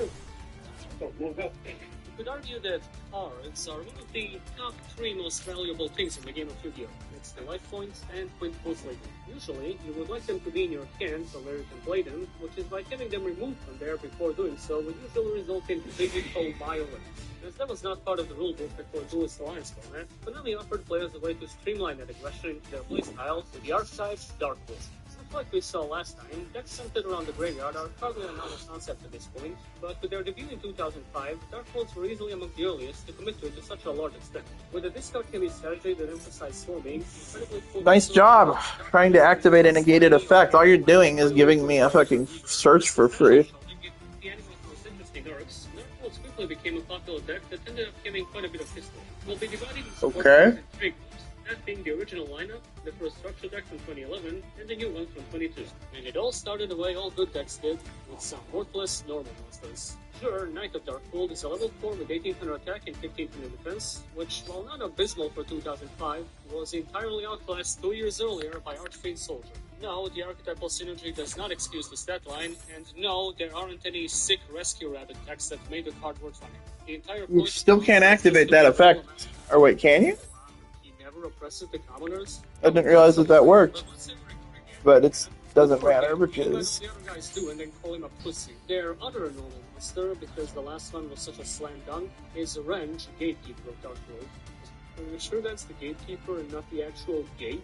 And man, looks like he got lost on the way to the UA locker room. I bet like 40 pizza for the rest of the games. It's a level 4 with 100 attack and 2100 defense, which is honestly a more respectable stat line than sure, as setting at 2100 could occasionally save your turn back then. Still, there's not much of this one besides being a wall. Sorry, they call him Iron Wall Renge. Who's they? The commoners he oppresses with his giant Cheeto hands. Also, that's just inappropriate. Their first effect monster is Scar, Scout of Darkworld. It's a level 2 with 500 attack and defense, and if this card is destroyed by battle and sent to the graveyard, add 1 level 4 or lower Darkworld monster from your deck to your hand. With the sins of Konami's past, we're still in the dredges of the archetype with no signs of their actual game plan, and I can tell you for a fact Scar's battle floating did not contribute to a slow condition for an insanely limited search. Some of this monster's only claim to fame was in the anime, where he summoned this beautiful abomination before it got decked in the face by Neon. Fucking died. Finally, we reach what actually constitutes the design of Darkworlds, with a duo of Kaki, Guerrilla of Darkworld, and Glenn, Tactician of Darkworld. They're both level 2s with 300 attack and 500 defense, and if Kaki is discarded to the graveyard by a card effect, target one monster in the field and destroy it, while if Glenn is discarded, target one spell or trap on the field and destroy it. It's a simple formula. Get discarded, things happen. When you press a button, something awesome has to happen. So button awesome. While these two weren't predominantly ran, as the deck preferred some more immediate swarming and draw power, they offer the archetype easy spot removal, and are still a somewhat popular choice in formats like Edison. Along with that, they're also a good showcase of the Darkworld monster's specific wording. See, while none of them miss timing, they only go off by effect discard, meaning sending them from the hand as cost makes the effects fizzle out. I find this curious because while effect discards were much more prominent in the early days of the game, cost discards were beginning to make waves by the time Darkworlds came around, so I'm assuming the idea was to give this waning form of discarding a strong archetype to make full use of it. I mean, I can't guess the exact intentions behind 20-year-old card design, as I don't think even Konami could with some of these, but you can't say going full hog on the premise didn't make for a memorable playstyle. Also, if it wasn't clear yet due to their deliberately misspelled names, they're based on colors. But unlike, say, Mech Knights, Heralds, or Dustons, which make the color they're based on plainly obvious, the unified demonic look of Darkworlds often buries their designations in some pretty weird spots in the artwork. Rand, with his huge brain, figured out how to wear a cape that matches his name, but to find the Kaki in this one, you have to observe the meticulously lined fade, which I imagine the Kaki in question cut by himself as head of the Darkworld barbershop. Their first level 3 is Brow, Huntsman of Darkworld. He's got 1400 attack and 800 defense, and if this card is discarded to the graveyard by card effect, draw 1 card, or if it was discarded from your hand to your graveyard by an opponent's card effect, draw 2 cards instead. This kind of draw power could only be achieved by someone with an equally powerful tie gap. Brow was a staple for the longest time, giving you an incredibly easy way to dig through your deck, becoming a pot of greed when comboed with some other archetypal support. Not to mention, these were the Wild West days, at least before infirmities made it literal. Cowboys 2, Cowboys 4, Cowboys 16. So there's not a semblance of a once per turn limitation on this card or most of his buddies. He's not necessary to run nowadays, as the deck's gotten better methods for consistency boosting, but to simply say he served his purpose would be a huge understatement. However, if you didn't stop reading the effect of the first half because you hate drawing like some kind of dark artist, you might notice the upgraded version of the effect that triggers when discarded by an opponent's card. This is a common theme with a lot of Darkworld monsters that would either make for a nasty surprise for the opponent after using a hand discard effect on their first turn, or simply make them not use those cards at all after seeing you're playing Darkworld. Because of the implication. Thankfully, Konami had the right idea to not make the monster effects solely dependent on the opponent's actions, for the most part. So while there are ways of triggering these abilities by yourself with a few pieces of support, they're not totally crucial to a playstyle, which is a good thing. Moving right on to the level 4s. Don't have big welcome. Okay, good. He's got 1600 attack and 1300 defense, and a simple effect saying, if this card is discarded to the graveyard by card effect, special summon this card. Well, if I was making it, I would have also made it so that if it was discarded by an opponent's card effect, you normal summon it from the graveyard. Ooh, let's make this game state a little esoteric. Beige was initially a serviceable monster that only became better with time, as the evolution of the Exo deck gave a lot of flexibility to archetypes with simple field swarming, but it's not like it was bad on release. Having multiple dark rolls with different effects in the hand and activating card destruction is a play that really never got old. Along with that, it's also an easy target for some looping within the deck, which we'll get to later, and if you're really desperate, 1600 is a decent body for a level 4. It runs over some of the Ryzials. Upcoming rogue potential. Their other level 4 in the early lineup was Braun, Mad King of Darkworld. He's got 1800 attack and 400 defense, and when this card inflicts battle damage to your opponent, you can discard 1 card. There might have been a blip in this deck's timeline where this was meant to reliably trigger your discard effects, as the options used to be pretty limited.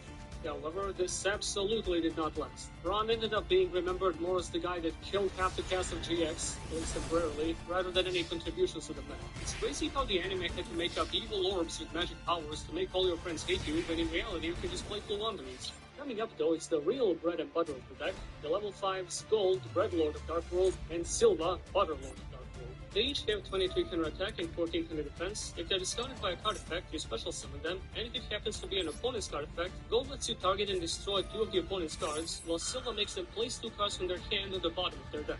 I'm aware Gold's effect has a different wording of the card itself, but we'll get into that mess. Nice draw one. How big of a deal these two were at the time, you need to look at it from the perspective of them coming out right after Cyber Dragon. If Cyber was like introducing a Colt 1911 to the Stone Ages, then these two were like holding a pair of them akimbo with extra attachments. Sure, they didn't reinvent the game, but a free 2300 body on a discard is honestly still pretty decent, so you can imagine how mind-blowing it was almost 20 years ago. But naturally, it doesn't stop there. In the case of an opponent's discard, Gold offers spot destruction way stronger than any Monarchs at the time, while Silver hits them with some really Well, if I hit Masterpiece, I'm gonna be really sad.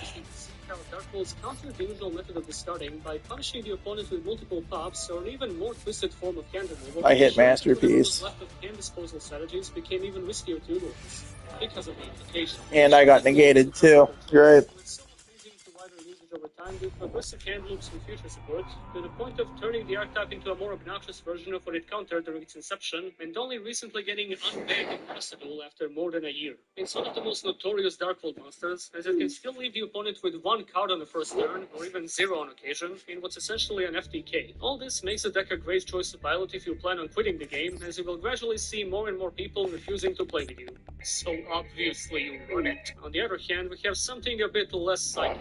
Their original boss monster is the level 7 Overlord of Darkhold. He's got 2500 attack and 1800 defense, and if this card is discarded from your hand to the graveyard by an opponent's card effect, special summon this card from the graveyard. If summoned this way, destroy all monsters your opponent controls or traps they control. If it was discarded by your card effect, whoopty fucking do, it's dead. I always found it baffling that out of all the Dark Rolls, this is the only one that goes off exclusively on the opponent's discard. I guess after the insane initial showing, they felt the need to rein in the archetype a little bit, which is why the designated big boy had to suffer. Mind you, these are fine effects and would probably make He's playing dinosaurs. if it did anything else. Let's see what happens. You have 2 different nuke abilities crammed into a condition you'd much rather be looping with Silver than dedicating to mass removal. It's a complete waste, especially because a much later boss monster that was teased nearly as long as the archetype existed requires you to run this total break. We'll get to that one in a while, but in any other case, don't bother with this one. Their first normal spell is Darkhold Lightning. It lets you target 1 set card on the field, destroy that target, and then discard 1 card. At the time of limited MSD, when decks scrambling for backrow removal had to either make do with generic downgrades or resort to archetypal methods for it, Darkhold Lightning stood out as a decent example of the latter. While only targeting set cards, it made up for it by also letting you target face-down monsters that could be big walls, have battle floating, or flip effects. Wait, Morphine Jar? Fuck! Why'd I destroy that? I need it! Along with giving you a discard you could use with Darkholds. At this point, I probably don't have to elaborate why that's good, but just in case you were busy with falling sand on the other monitor, when discard feel good in World of Dark? You don't run this anymore, but you sure did back then. Their other normal spell from the pre-structure deck days came a bit later in the form of Darkhold Dealings. It simply says, each player draws 1 card, then each player discards 1 card. 3 copies of this and Drag Down into the Grave used to be synonymous with Dark Rolls for the ability to leave the opponents wondering if there's something deeply fucked up and wrong at the core of the game they're playing. This one stuck around for a pretty long time, even a bit outside of the archetype due to its versatility, but nowadays you'd much rather go through your deck without giving the opponent 3 cards in graveyard setup. You can't be playing nice here, bro. This is the Dark World. Go club that Melfi for life points. Once an absolute plague of a card, they basically replaced by the Danger Engine. Feel free to run those instead. The only quick play spell in the first lineup is Gateway to Darkhold. It lets you target 1 Darkhold monster in your graveyard and special summon that target. You cannot summon monsters that turn you activate this card, except by this effect, but I am going to be an old man. Just turns it over, huh?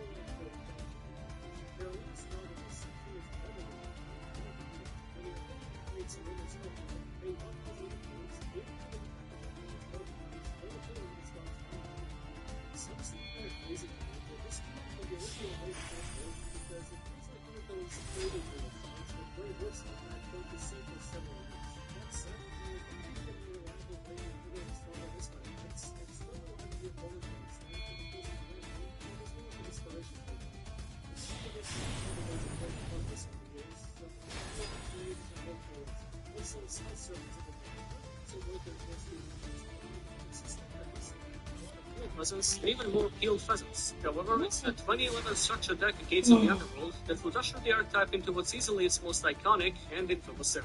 We start off with a level 1 Cerulli Guru of Dark. That's funny.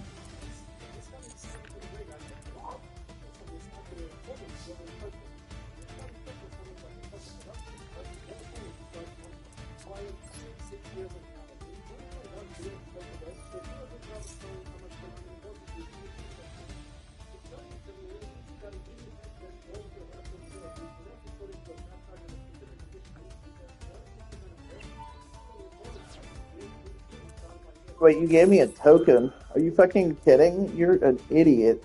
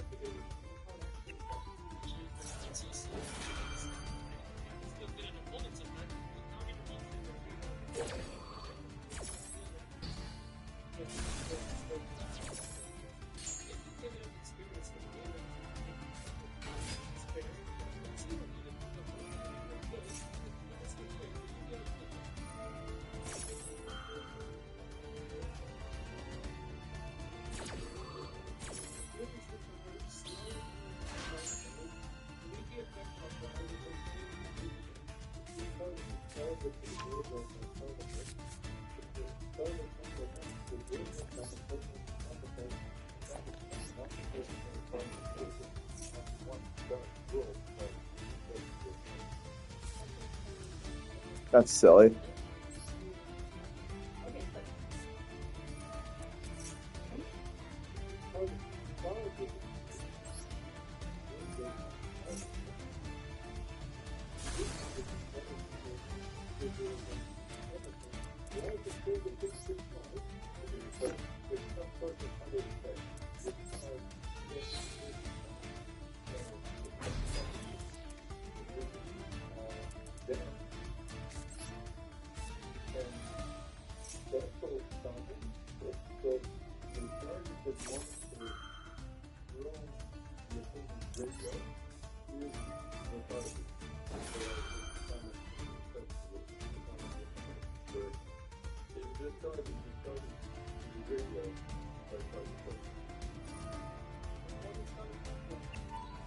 Wait, you can. That's not once per turn.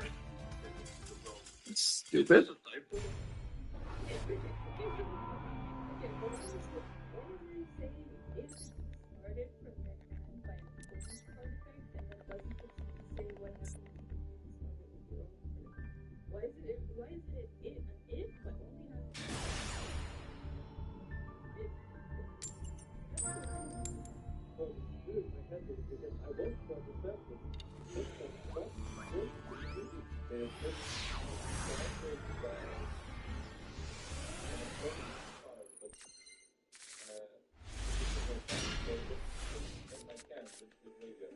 Then I can pick a monster in my opponent's graveyard.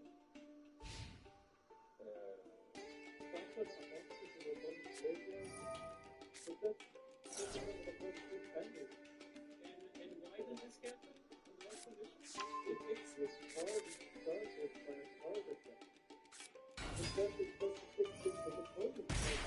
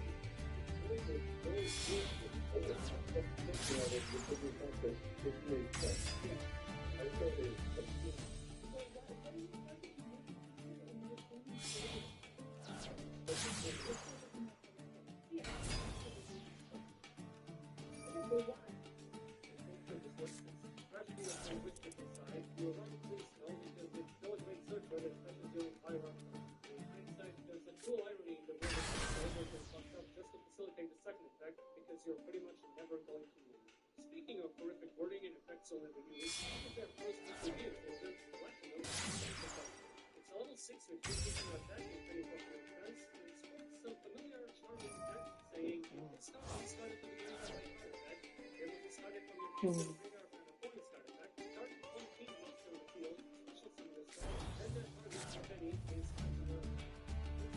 It's straight up post-roll with silver gold.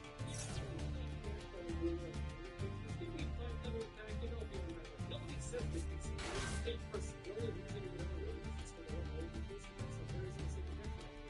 Everyone's so many other sorry, man. Taking race could have been the weird way of practicing, but it's no already doing it. No one really can sort of apparently over 60 years and never that came from an attack with this kind of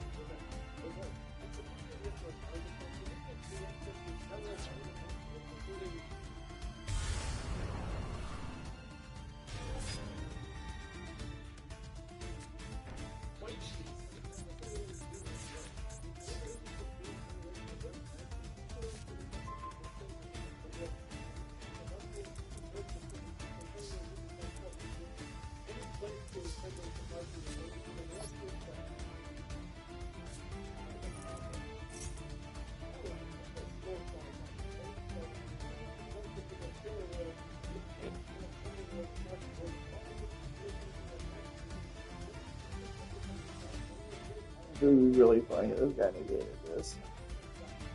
Completely clueless.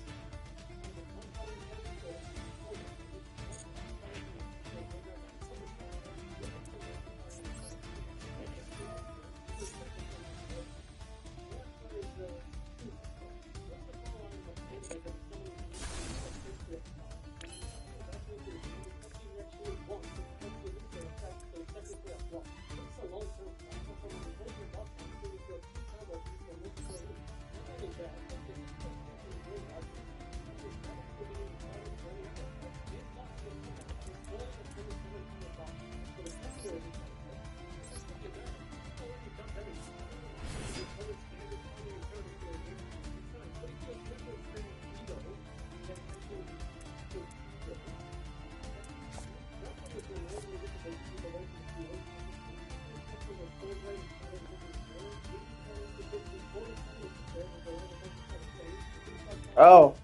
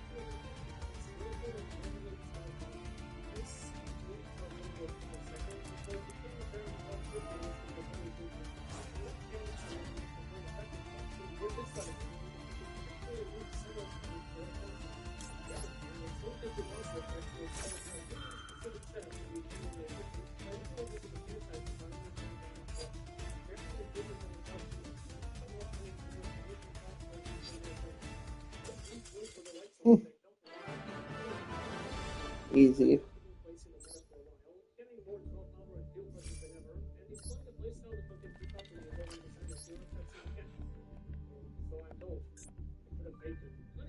Saw the release of the revised Draco structure deck as a structure deck called Dark World Structure Deck. Actual one focused on Dark Deck and features many things you'd expect in a deck to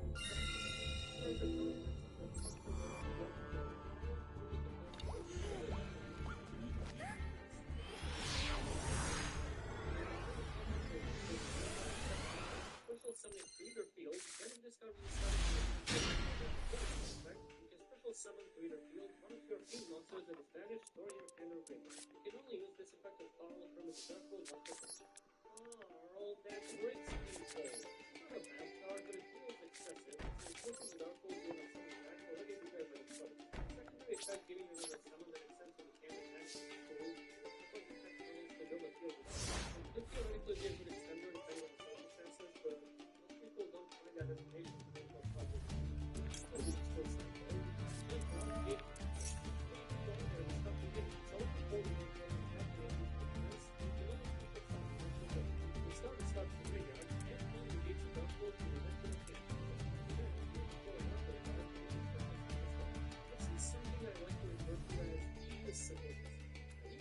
Seem basic or even mediocre to people Draco on the wearing it, but it's in fact something that makes his parents drop to their knees and praise God, or maybe Satan. It's not the old school of political witchcraft methods, but the work we would have made this crazy to later get out of attention, this one making the creatures was what God and the body.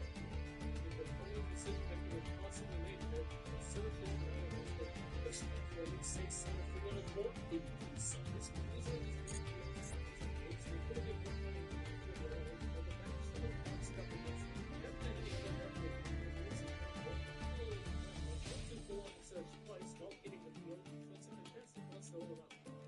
is so good, couldn't run. Makes turn fake with it. For their last layman, Monster received a long overdue reprint of their original loss in the form of Rainbow Over. It's all played between up and back making from the transfer similar start from the graveyard by returning one level 7 or lower Draco Monster control to the camp. If this card is discarded to the graveyard by card effect, you can add one level 5 or higher Draco Monster from your deck to your hand except Rainbow Over to the Draco. It'd be nice if I could do something.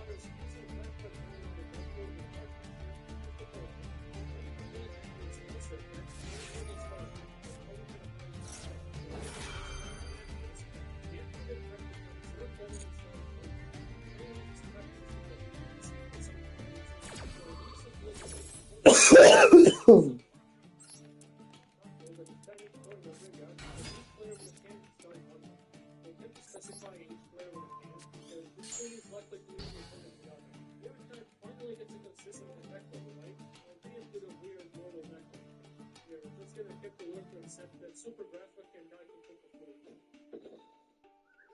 Besides the effect of placing and being the deck's biggest monster so far, it also floats into the opening and makes both players a start if they don't by any means. It could be smart if you store the graphic to your can, so you can really play the starting from the other effect, but you also can feel good dark to your can anyway. Combine this with an easy sound condition, and you get an ideal loss monster to make it so the collection is starting on the top. And as an important aside, this is Finally.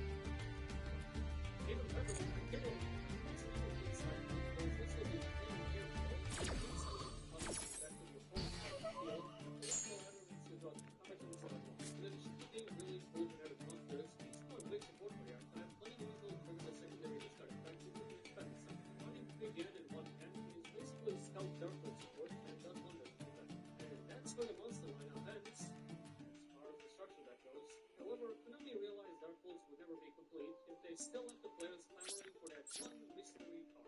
See, on one beautiful spring morning in May 2007, Braun was made from Good Eye Kill on his planet so that he could create super polarization and summon a dark beauty monster known as Colorless or Colorless. He ultimately failed because Pussy Destroyer was late to the sacrifice party, he had to settle for one of the most heroes, outlined by the effect of Wicked Cannon, which ended up being great. Yeah, poor son of a bitch. And they clearly challenged us with the existing so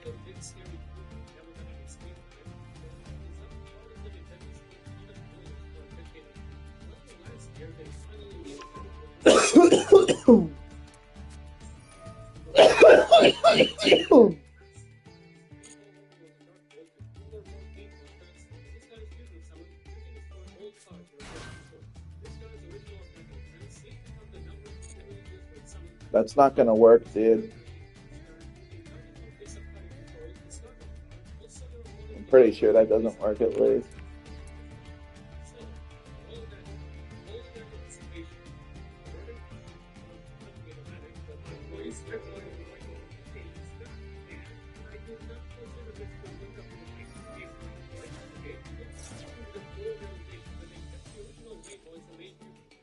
Alone amplifies the standard which allows actual effectiveness as putting a rainbow in a dark hole that aiming for consistency is like putting a cyanide into your bowl of M&M's or slice. Like if the bureau isn't simply a rainbow monster, so to use the refrain is beyond me, especially with the whole meaning of using colors of the rainbow to create something without it. When you get people in current here doing combos to for Sago the Destroyer as material instead of using the one you specified, you've done something wrong.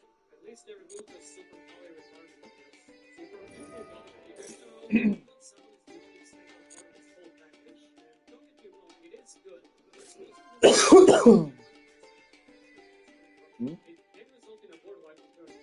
Better hope you don't change anything.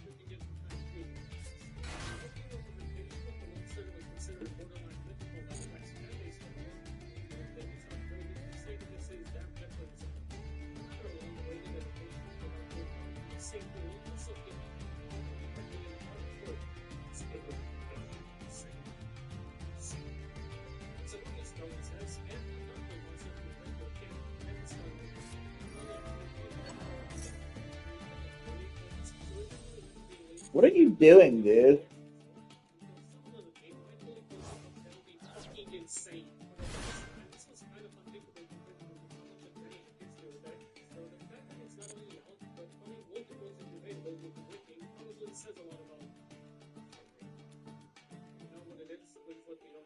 It's obviously a good card, but don't stock up on too many of them. It's a pretty narrow corridor. The last known spell is Charge into a dark pool. Once you target one of the four later females of the Vega, summon it from the start. You only have one target per dark pool. Not a charge, as much as not related. It's another extender, it's not necessarily bad, but that's just the best ability pools of the definition help. It is generic, and I think there are worse things except for spells, so I'm not dark pool focus space, the continuous spell says, targeting the three cards in any grid.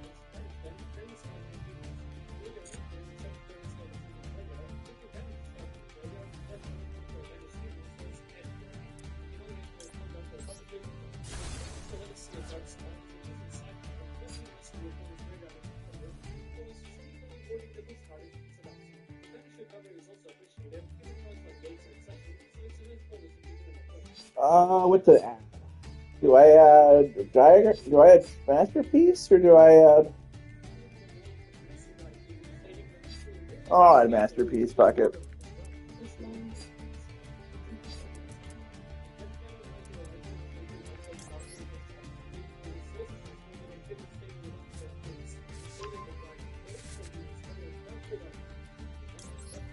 Reading the script for this.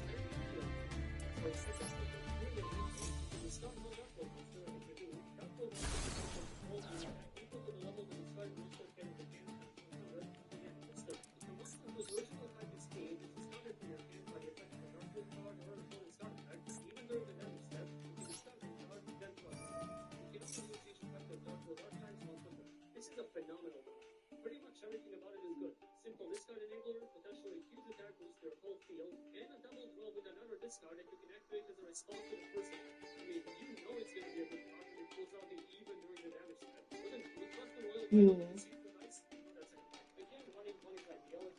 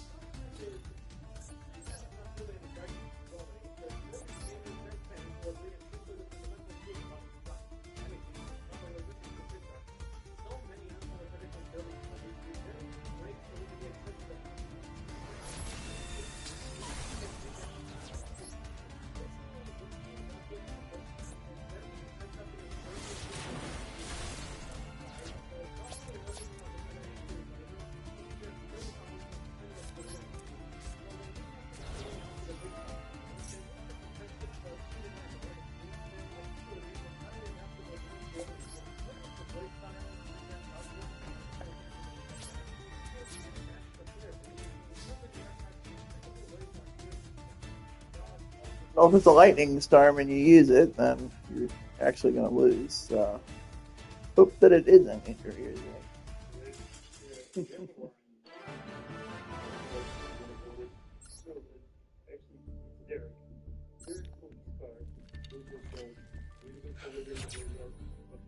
Neat.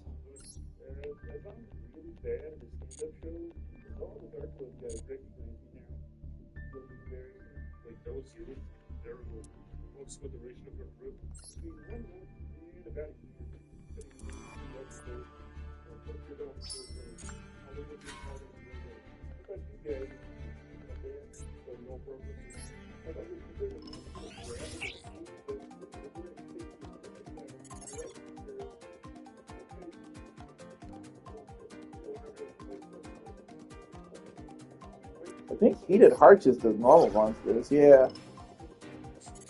That's a fucking card I haven't seen since I was like 12. I think it's 700.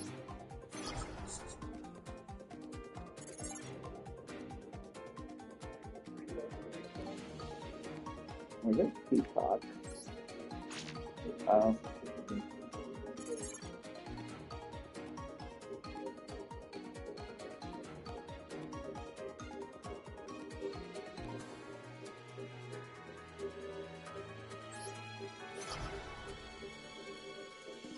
Be nice if you made that a little bit easier to read.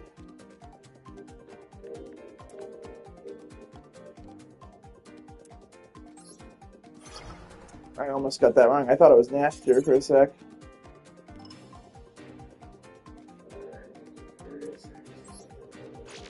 Oh. We're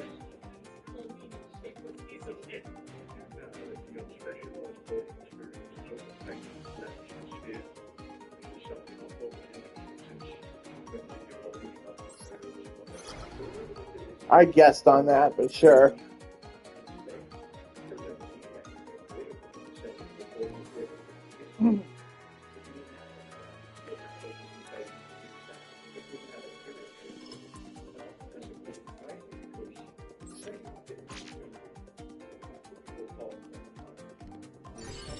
Oh, well, I'll take it.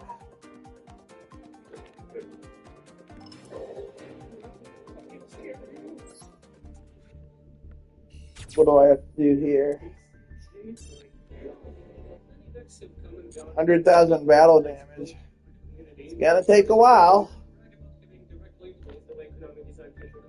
Infinity is one of subjects. In our 5 animation, they're used by this guy, which is kind of like a fucking confusing, as even though they use the animated style of which they put among its robotic differences, there's nothing particularly important happening to try to replace them. Even though the archetype of the reputation for its insane playmaker, it's pretty interesting how its original training was powerful enough to make Infinity decks to this day still keep running those same playmakers for more than a decade now. But one of the biggest focuses on emptying its own hand and up winning a world championship, well, look no further than Infinity's first and most important card, Infinity Archfiend. It's a level 4 dark theme with 1800 attack and company defense and the following effect. When you draw this card, if you have no other cards in your hand, you can reveal this card, special summon it from your hand. When this card is special summoned, you can add one Infinity card from your deck to your hand. You must have no cards in your hand to activate and to resolve this effect. Archfiend?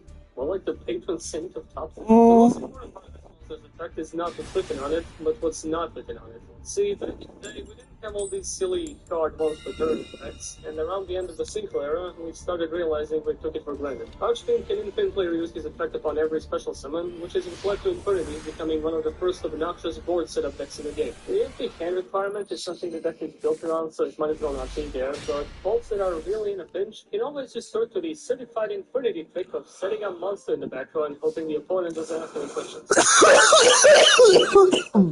So yeah, every time your searcher works only once per turn, it's on archetype until the end phase, you can blame this guy. Don't banish Masterpiece, please. That made me really sad. Doing this in a chronological order, but we will be separating the old from the new. Alright, I did so base. To the level. Infinity Mirage. I did banish all 3 diagrams, which is a bit sad. From the graveyard. If you have no cards in your hand, you contribute it to special summon 2 Infinity monsters from the graveyard. The horrifying absence of once per turn limitations continues, although they were kind enough to restrict summoning Mirage from the graveyard because I assume somebody hit a panic attack while imagining the combos. Once again, infinitely reusable as long as you're able to keep summoning it, limited just by the fact that there are only 6 monsters on your field. Can you even call it a Mirage if it keeps reappearing? Infinity Avenger is a level 1 tuner with 0 attack and defense, and when a monster you control except Infinity Avenger is destroyed by battle and sent to the graveyard while you have no cards in your hand, you can special summon this card from your graveyard. In that case, the level of this card is equal to the level of the destroyed monster.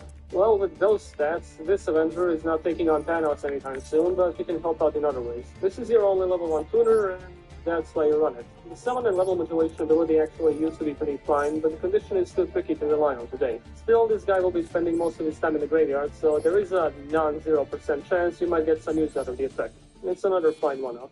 Infinity Randomizer is their last level 1 for now. It has 900 attack and 0 defense. It's a warrior type for some reason.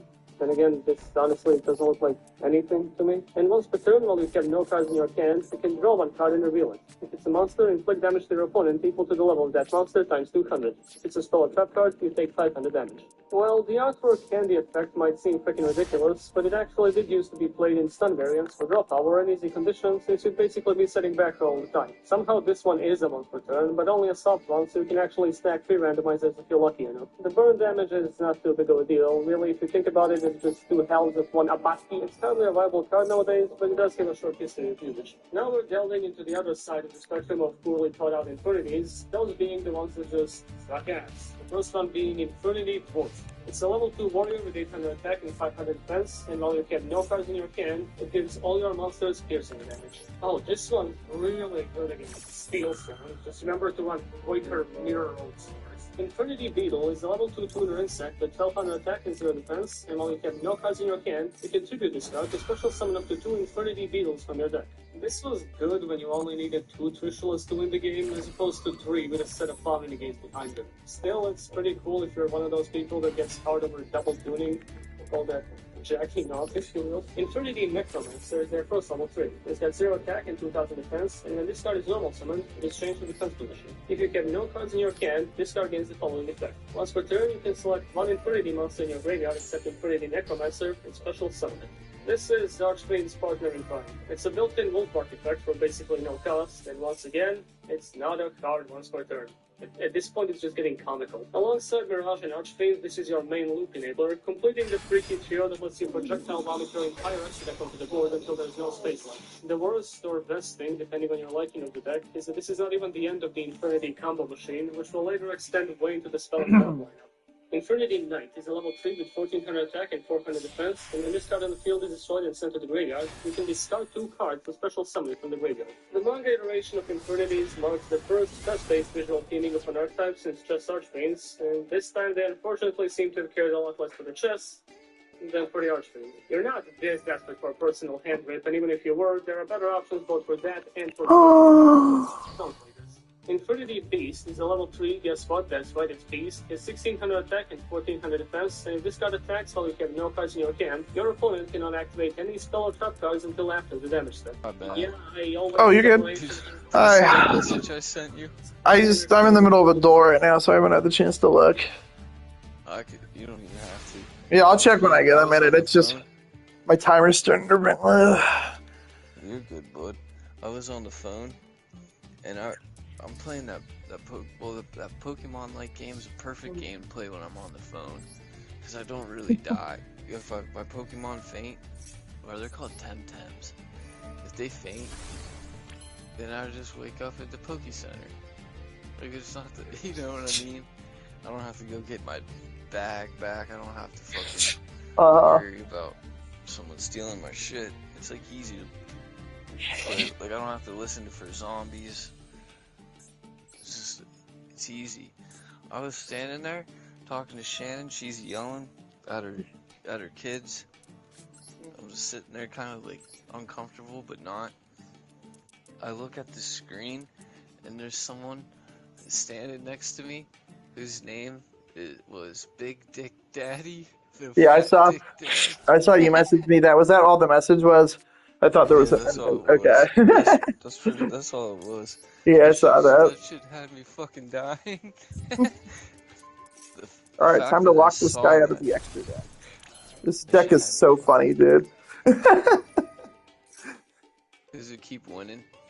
People surrender because if I get the domain lockout, a lot of decks don't main deck spell and trap removal. They rely on the extra deck for it. If you do that, you're fucked. Yeah. Yeah, most of the time.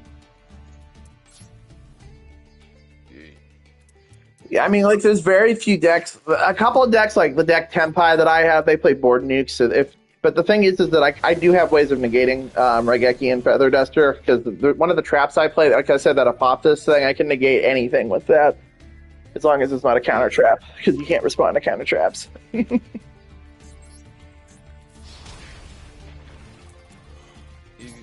can't respond to counter traps at all?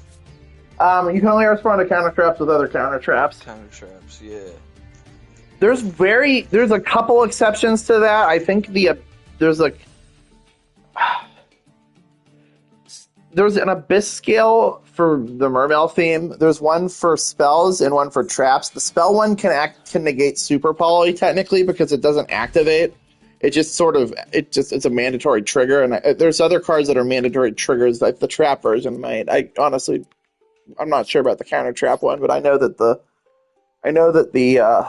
one you can negate Super Poly with that specific card.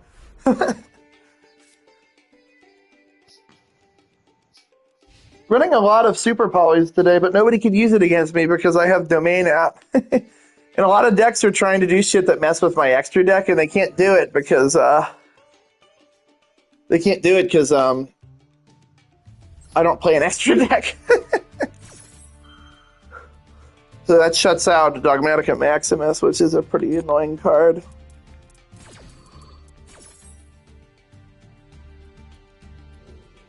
Extra deck?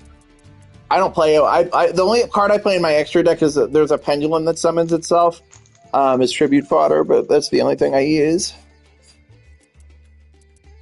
I don't have any true decks. Itself from the extra deck? Well, it's a pendulum, so you pop it and it draws a card from the pendulum scale, and then if it's the only card in your extra deck, you can special summon it. You're nifty. Dang, I can't do that. I thought I could. But this guy loses, so it's whatever.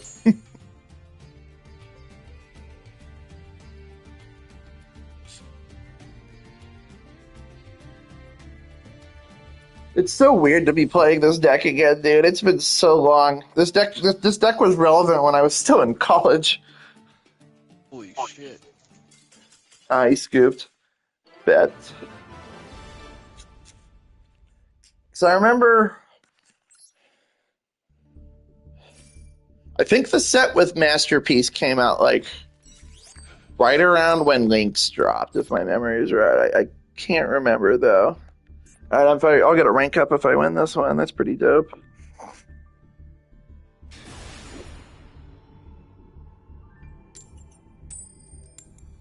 And I get to go first. I like that.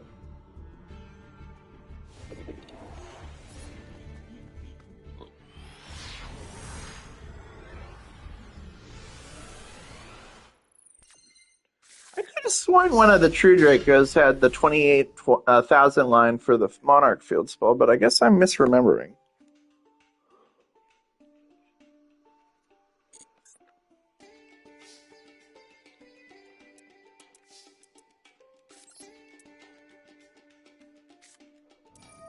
Alright, let's see here. Don't have Ash Blossom, man. That would be sad.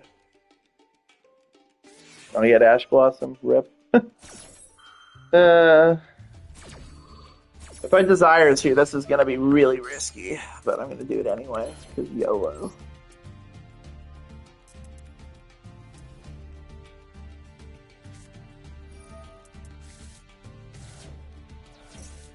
Bet I didn't hit Masterpiece. The really risky thing about Pot of Desires is if you play one ofs, like I only play one Masterpiece, so if Desires banishes the top 10 cards of your deck, so you could risk ripping important one ofs out of your deck, which is sad, but it doesn't happen super often. Okay, where did my vape go? I just dropped it. Ugh. Oh, I'll do my turn first.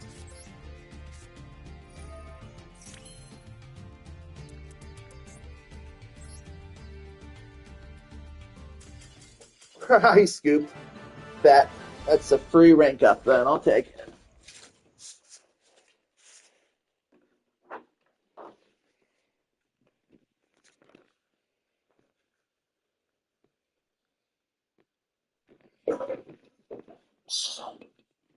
Oh, there it is. Bet.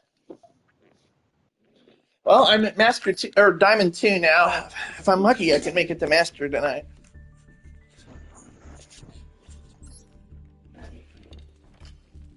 You're at Master 2. I'm at Diamond 2. Which there's Diamond 1 and then Master's the link. Master 5 is the link after that. You're getting close, man. Yeah, That's because you made it you made it to the Masters. Well, I mean, I could have always made Master 1 in theory. It's just that I've never cared enough to actually put the grind in because it can be a really annoying time to hit Master 1. Yeah, but did that put you at a higher level? Oh, it just left me at Diamond 5, which I think if you're in any Master rank, which it'll always put you in Diamond. But the thing is that if you make it the higher ranks, you only D-rank one rank, and you get a lot more gems from ranking up from Bronze to or whatever. Yeah. It's sort of annoying what they did. People were used to just deliberately D-rank at the end of every season so that they'd go back down all the way and then get all the gems climbing back up, but then they made it so you couldn't do that. Oh, really? It's annoying because You're still losing out on gems. Although Master Duel is pretty generous as far as these things go, so I really can't complain. It's probably the most generous mobile sort of game that I've ever played.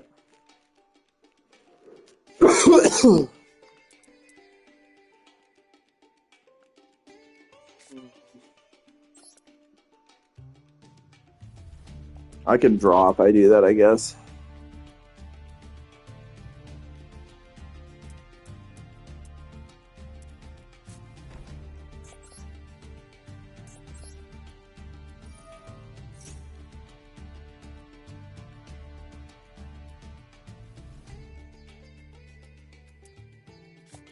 Do I want the monster searcher or the spell search? I'll take the monster searcher first. I guess. Works out a little bit better.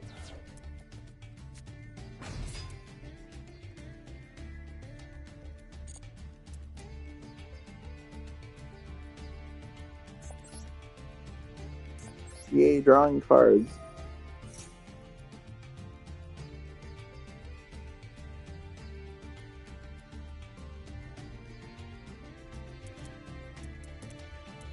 It's really funny. This guy asked me.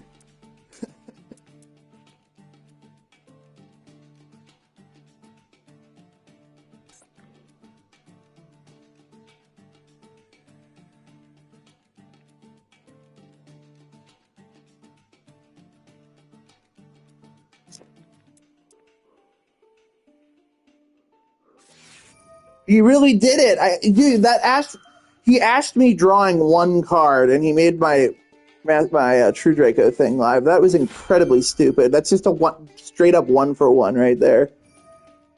What, he made your one card go live? Well, he had an effect failure, so it's whatever. But like, this guy has no idea how to play against this deck. He just wasted an Ash Blossom. That's what he did. When you're still able to play your card? Yeah, I'm gonna have to see. I don't know what this guy's playing, so this could be a little tricky, but we'll have to figure that out.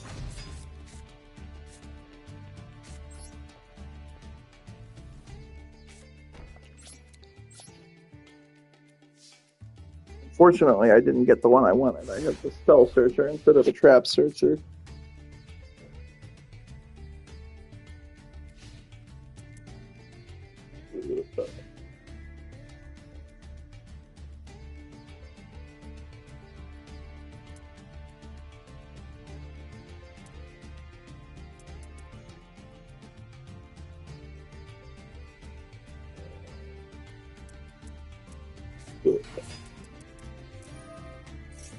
Playing Salamandrates. Wow, it's been a while since I've seen that deck.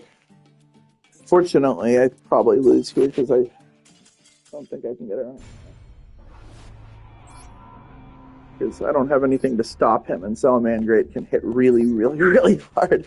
If I survived the turn, I could follow up, but I probably wasn't going to, so I wasn't going to sit through his 5-year turn.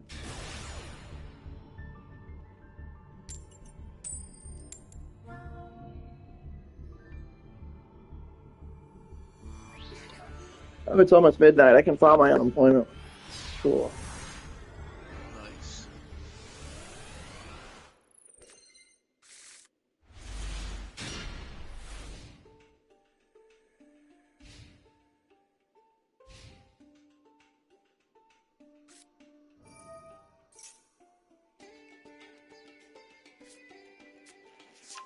Oh, this guy's on you, Bell.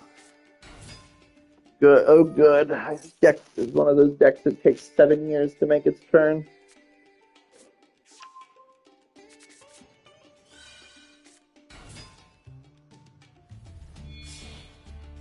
It was funny. By the time I went to bed last night, because I was too tired to play anything, I like immediately woke up. But it was too late because I needed to go to sleep. It was like 9 at that point.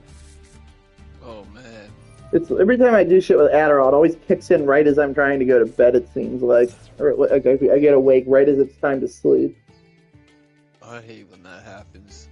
I have to get up tomorrow morning too. For not like super early, but my parents are picking me up at like 10:30. So I'll probably go to bed at like 3 or so. Yeah. Oh, this guy is gonna age me quite significantly.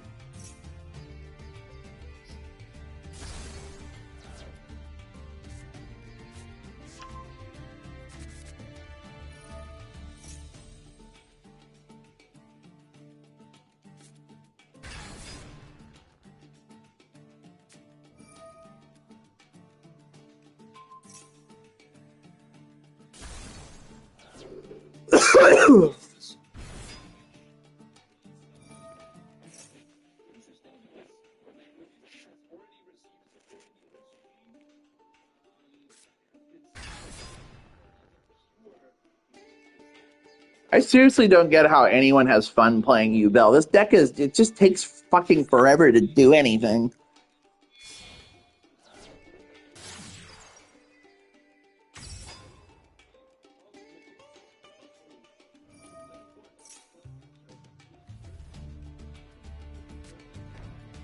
Alright, traps and monsters we're going for then. Good to know.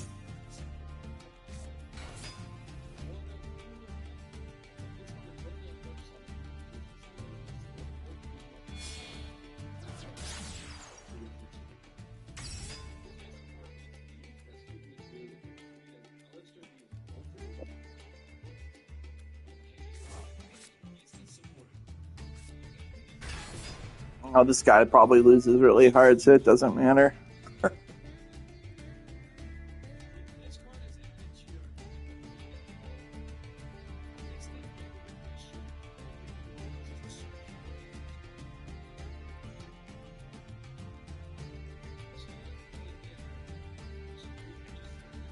Oh.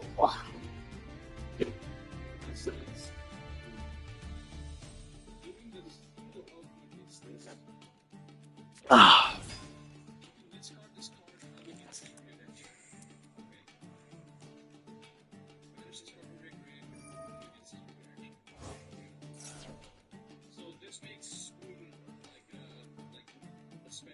Guy doesn't even know how to play the deck properly. This board he's making is garbage.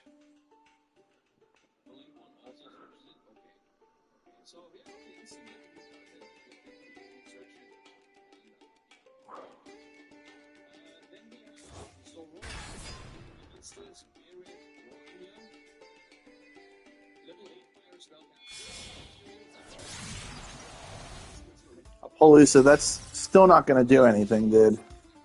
Well, let's end this then.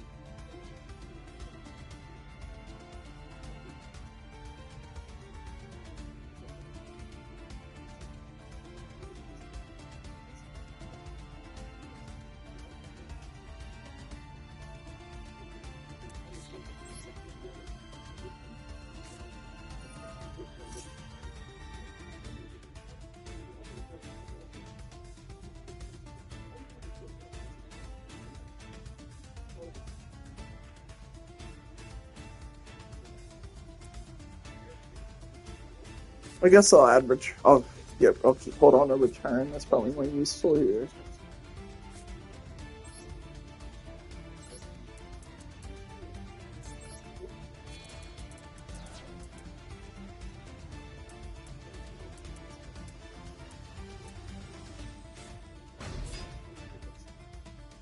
And he can't summon from the extra deck anymore. Good riddance.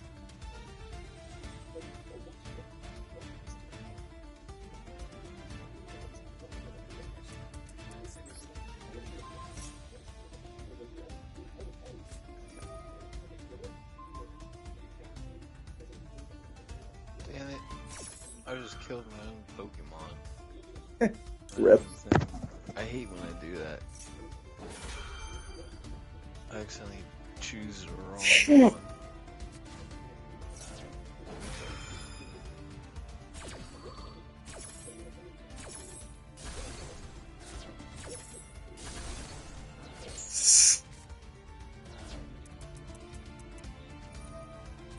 I probably ought to have done that slightly differently.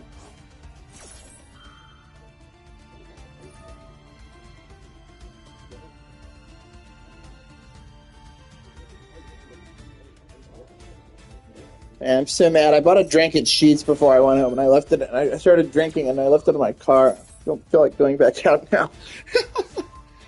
Rip. Rip.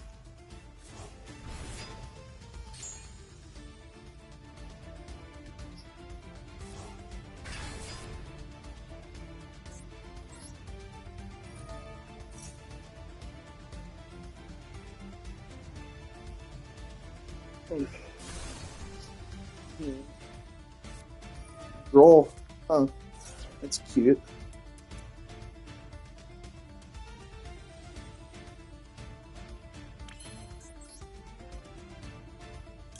Unfortunately, I wasn't going to search anything for the rest of the turn anyway, so that literally accomplished nothing.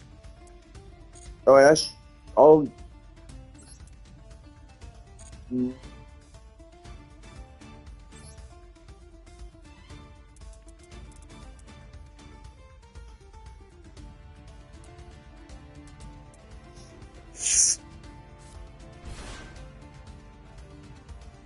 Damn it. I did that so wrong. That's sad. I'm still learning how to play this deck again. It's been in terms of optimizing your card advantage, because it's very easy to go mega minus playing this deck.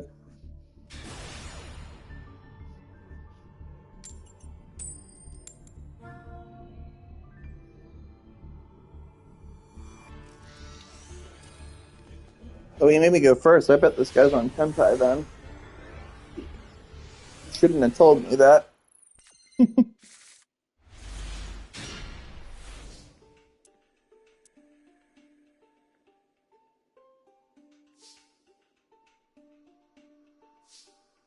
Unfortunately, this hand sucks dick.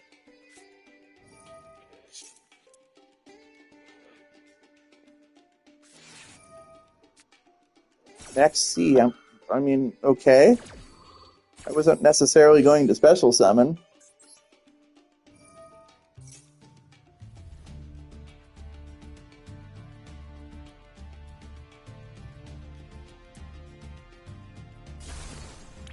Desires. This is risky, but I hope I don't banish Masterpiece. Wow, I'm getting really lucky that I'm not hitting him.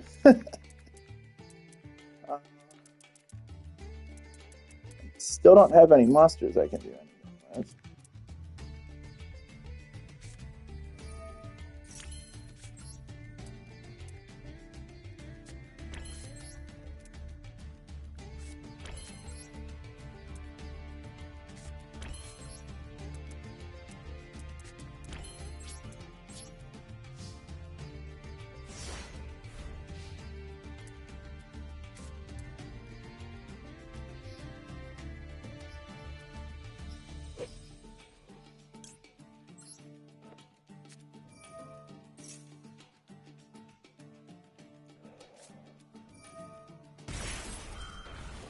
Oh no! Oh fuck, he got me. Red reboot. That I was entirely relying on the traps that I had.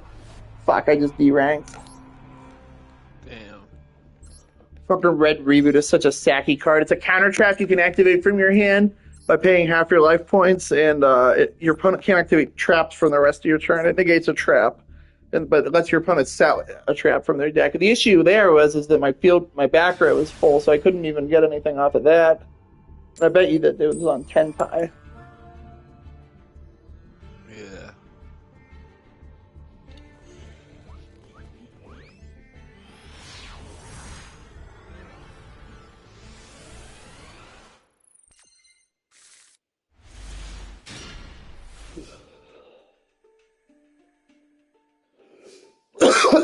Ooh, this hand's pretty cool.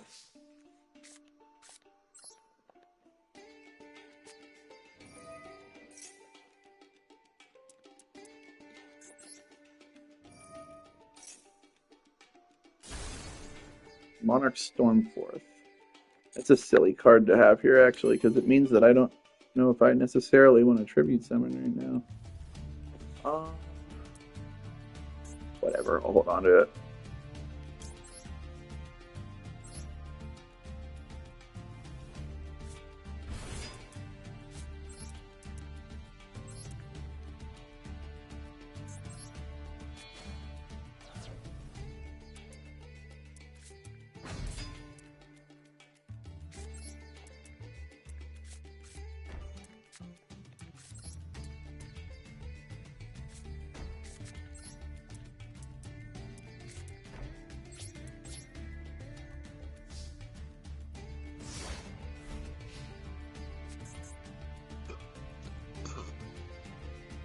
I've been burping all day too. I've been like super gassy for whatever reason.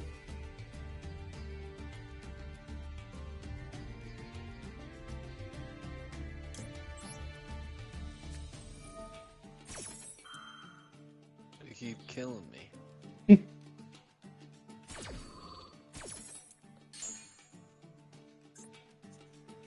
All right, I have a decent setup here. It's not any. I can't. He's not locked out of playing, but I can still cause him some grief. Oh, he's on Tempai. That's silly.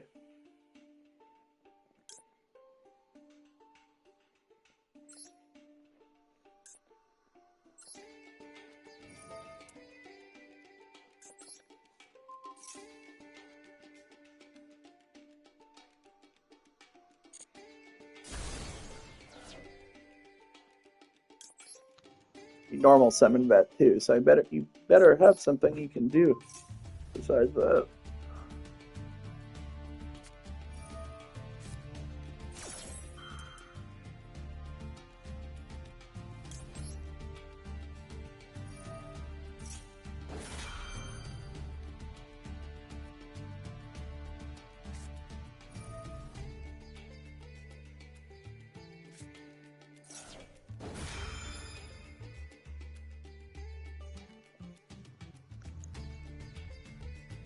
I guess that's all right. I don't mind.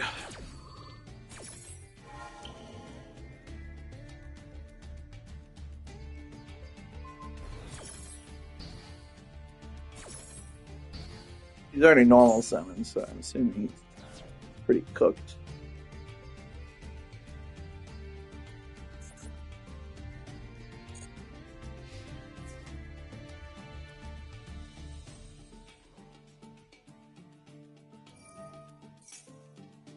What? Why did it let me use that effect? Oh, it's only during the main phase. Good to know. I guess I should learn how to read cards. I would have won if I had actually paid attention there.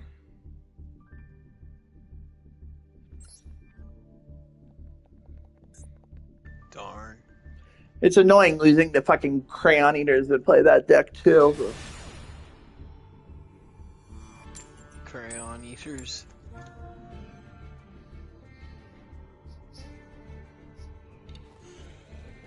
He made me go first too. I bet he's on that side.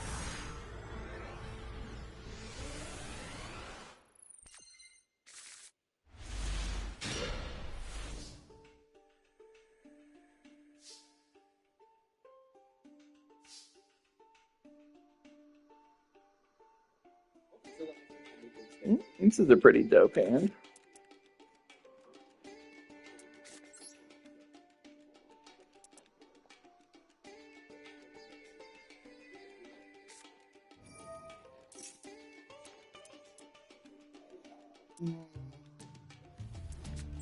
I don't know if I want monsters or spells. I guess the spell one is more useful at the moment.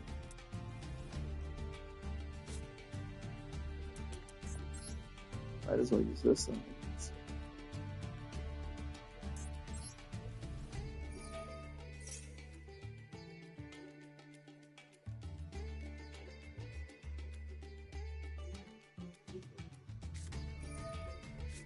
Are we really gonna ghost ogre that? Unfortunately, that kind of screws me.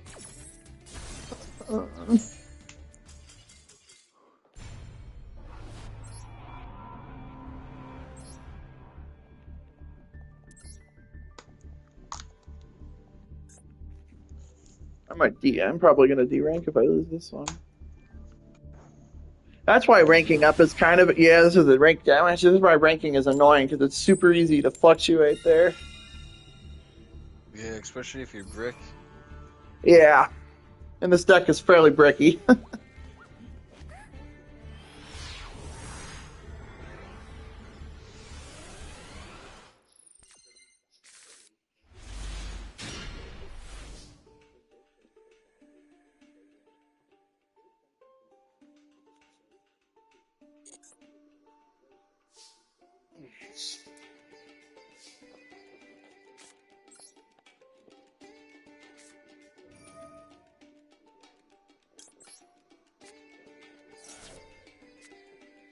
Neat.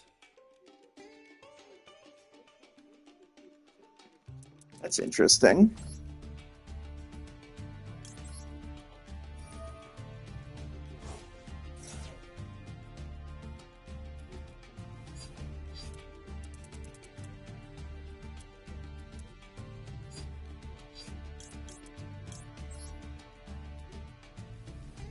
I like revealing 3 of the same floodgate with them whenever you're using the monarch searcher from the grave because it's really you're just like saying fuck you in a particular way because they have to pick one for you to add to your hand and then the others get added to your deck. But if you choose 3 of the same card, then they don't really have much of a choice there, do they?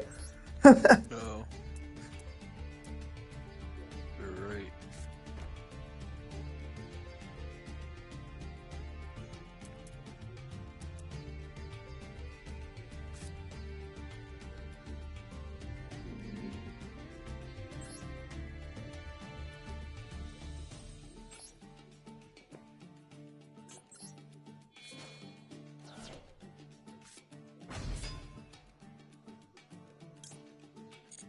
Yeah, I'm gonna pop my unlocker. That's a great idea.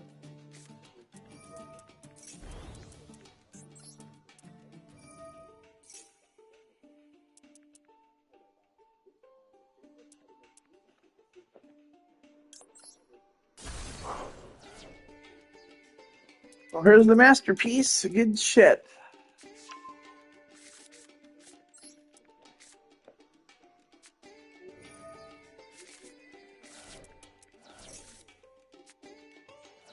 Didn't seem like I banished anything super relevant.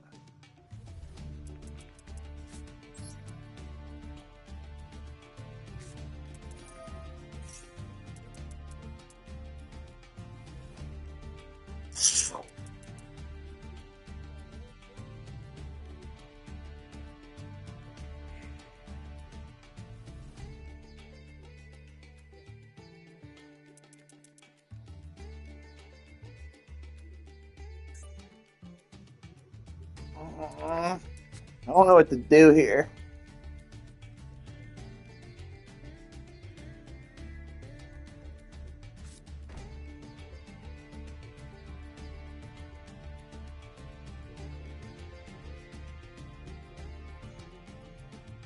Oh, I'll hang on to that. I can always tribute summon during his turn.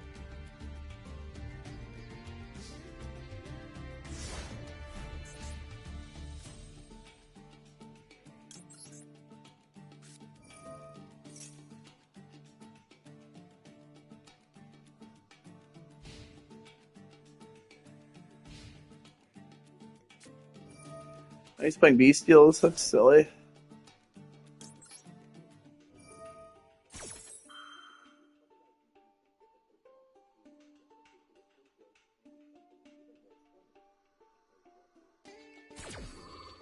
Cool.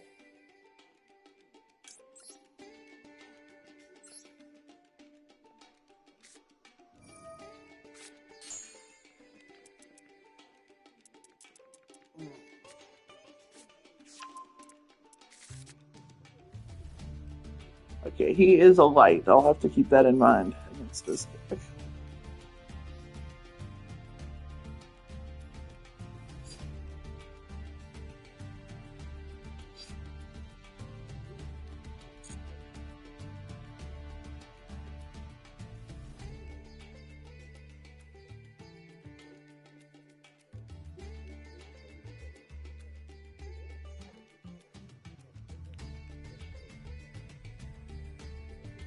What are you gonna play with that, my man?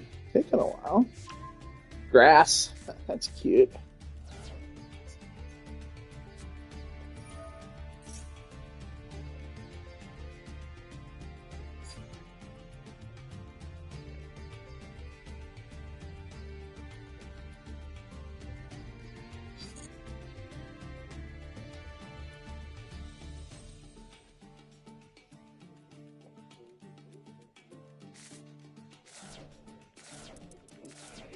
That's a weird deck this guy's playing. Grass and Despia, or Branded rather.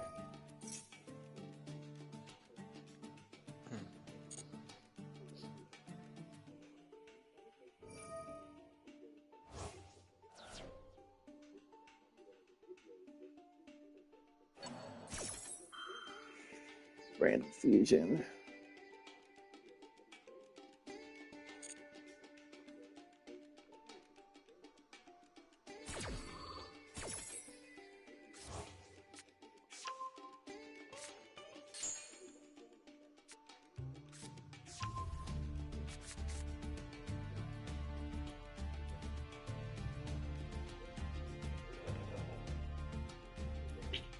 Guess I'll go Trap Monster here. That's probably the best.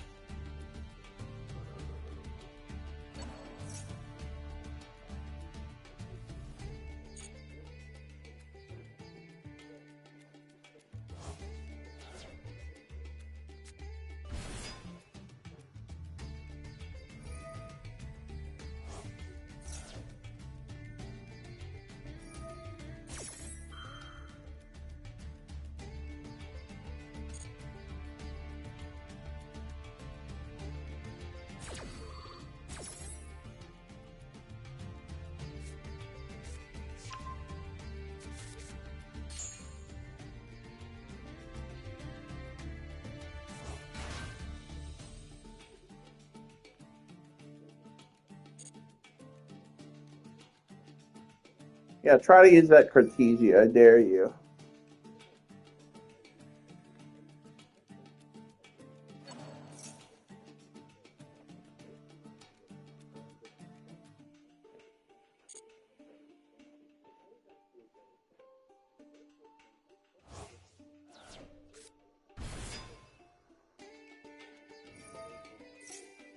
Yeah, that's gonna be negated, my dude.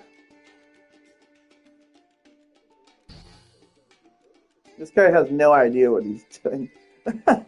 The deck he's playing is really bad, too.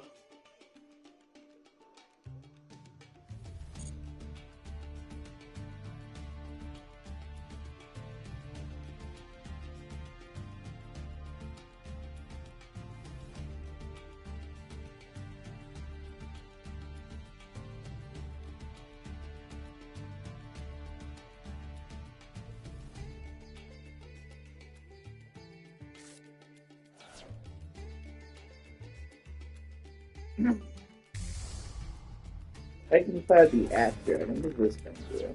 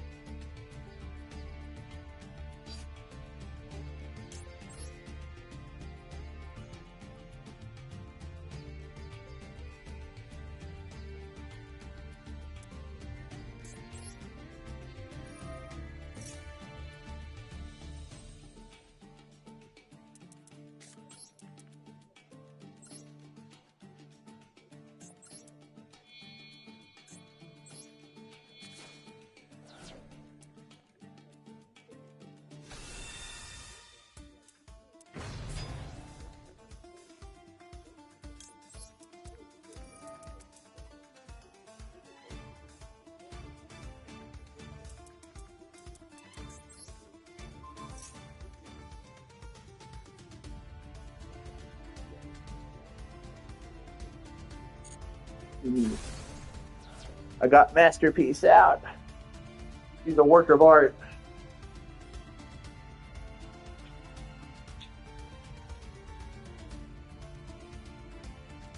Using my fucking vape. Masterpiece. Bestial Rebellion. Oh no. What are you gonna do with that?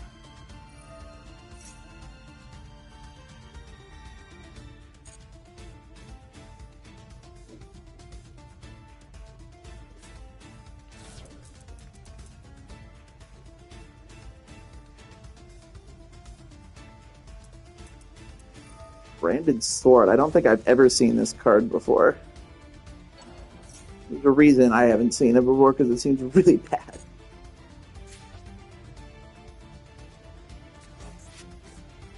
Alright, you haven't normal summoned yet. Let's see what you can still do here. When you can't activate monster effects.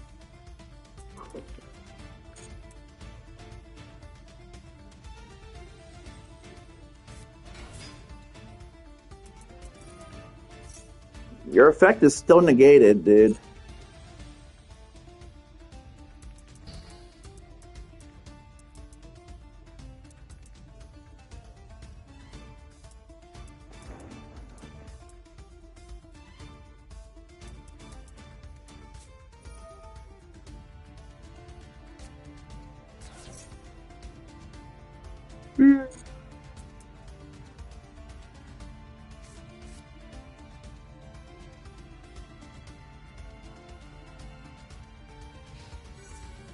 What is this guy doing? Oh, he's gonna crash. That's cute. What the fuck? These little wild, weak fucking thingies are killing my whole team. And they're fucking so under-leveled compared to me.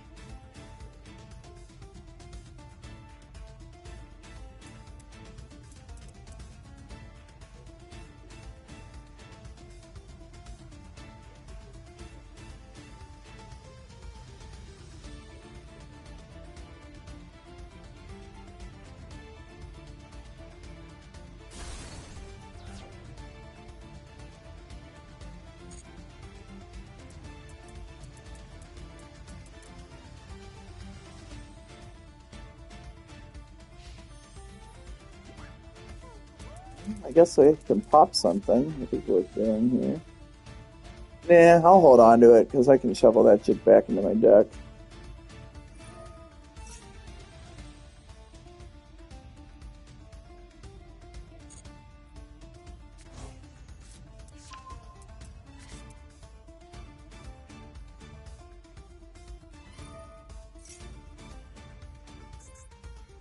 Oh, actually, fuck it, I'll banish it. I have 2 copies of this trap in my grave, and if that trap's super poly, it's kind of spooky in GL, because I'm not immune to spells.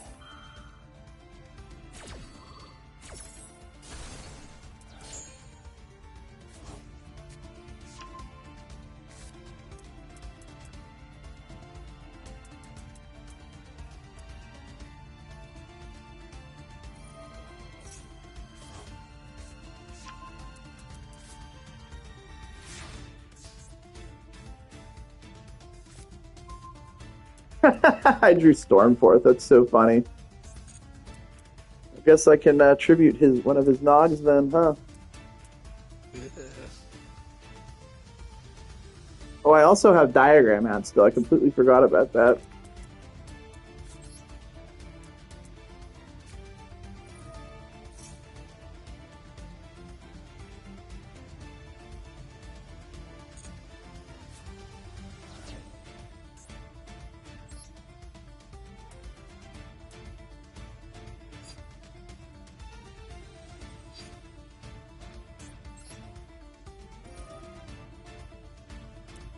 Kind of funny if he had Droll or something. Not Droll, CD Crow or something here. Ash Blossom. I guess you just wasted that Ash Blossom, my dude. But I wasn't able to get my guy out that would have plussed off of it before you did.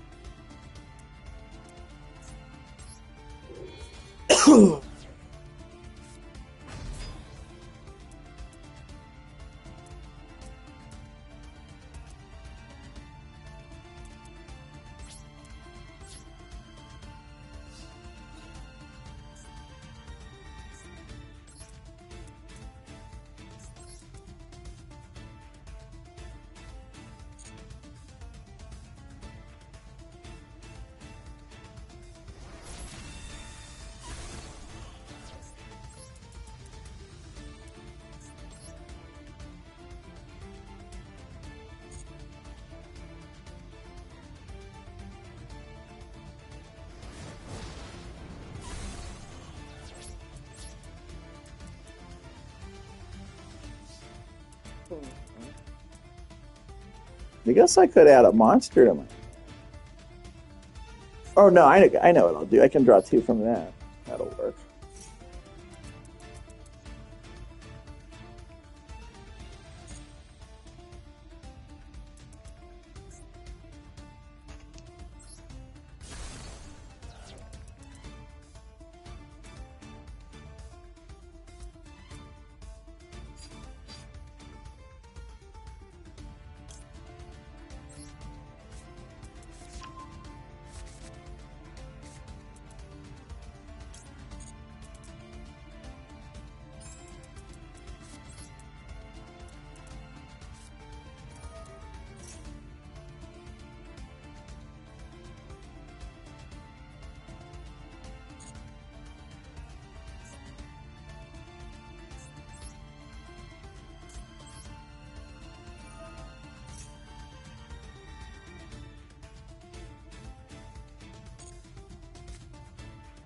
That's neat.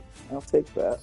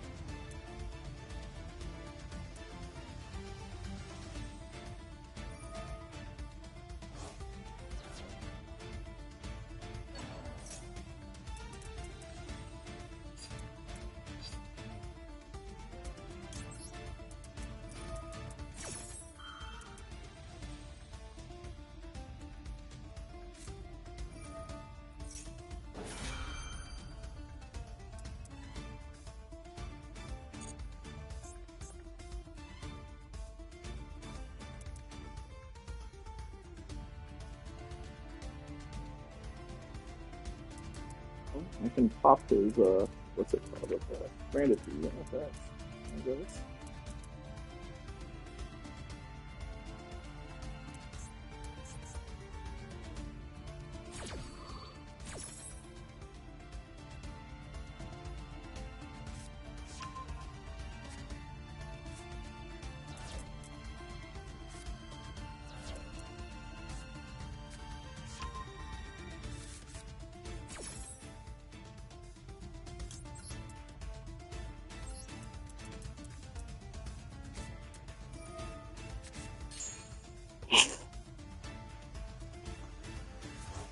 Oh, fuck, man.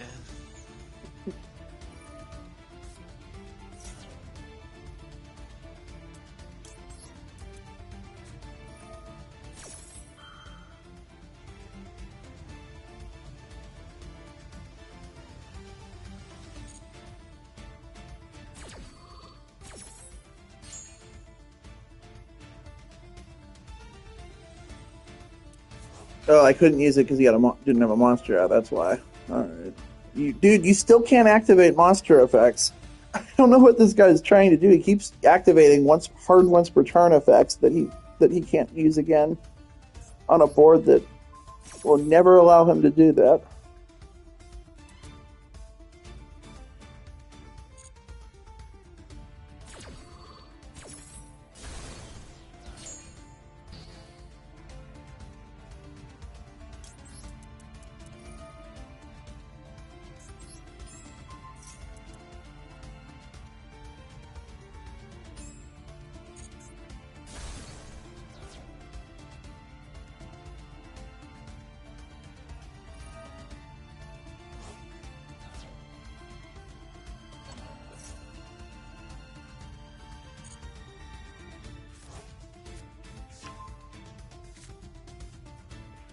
What are you going to do with that branded fusion, my man? When everything you summon is going to get negated right away?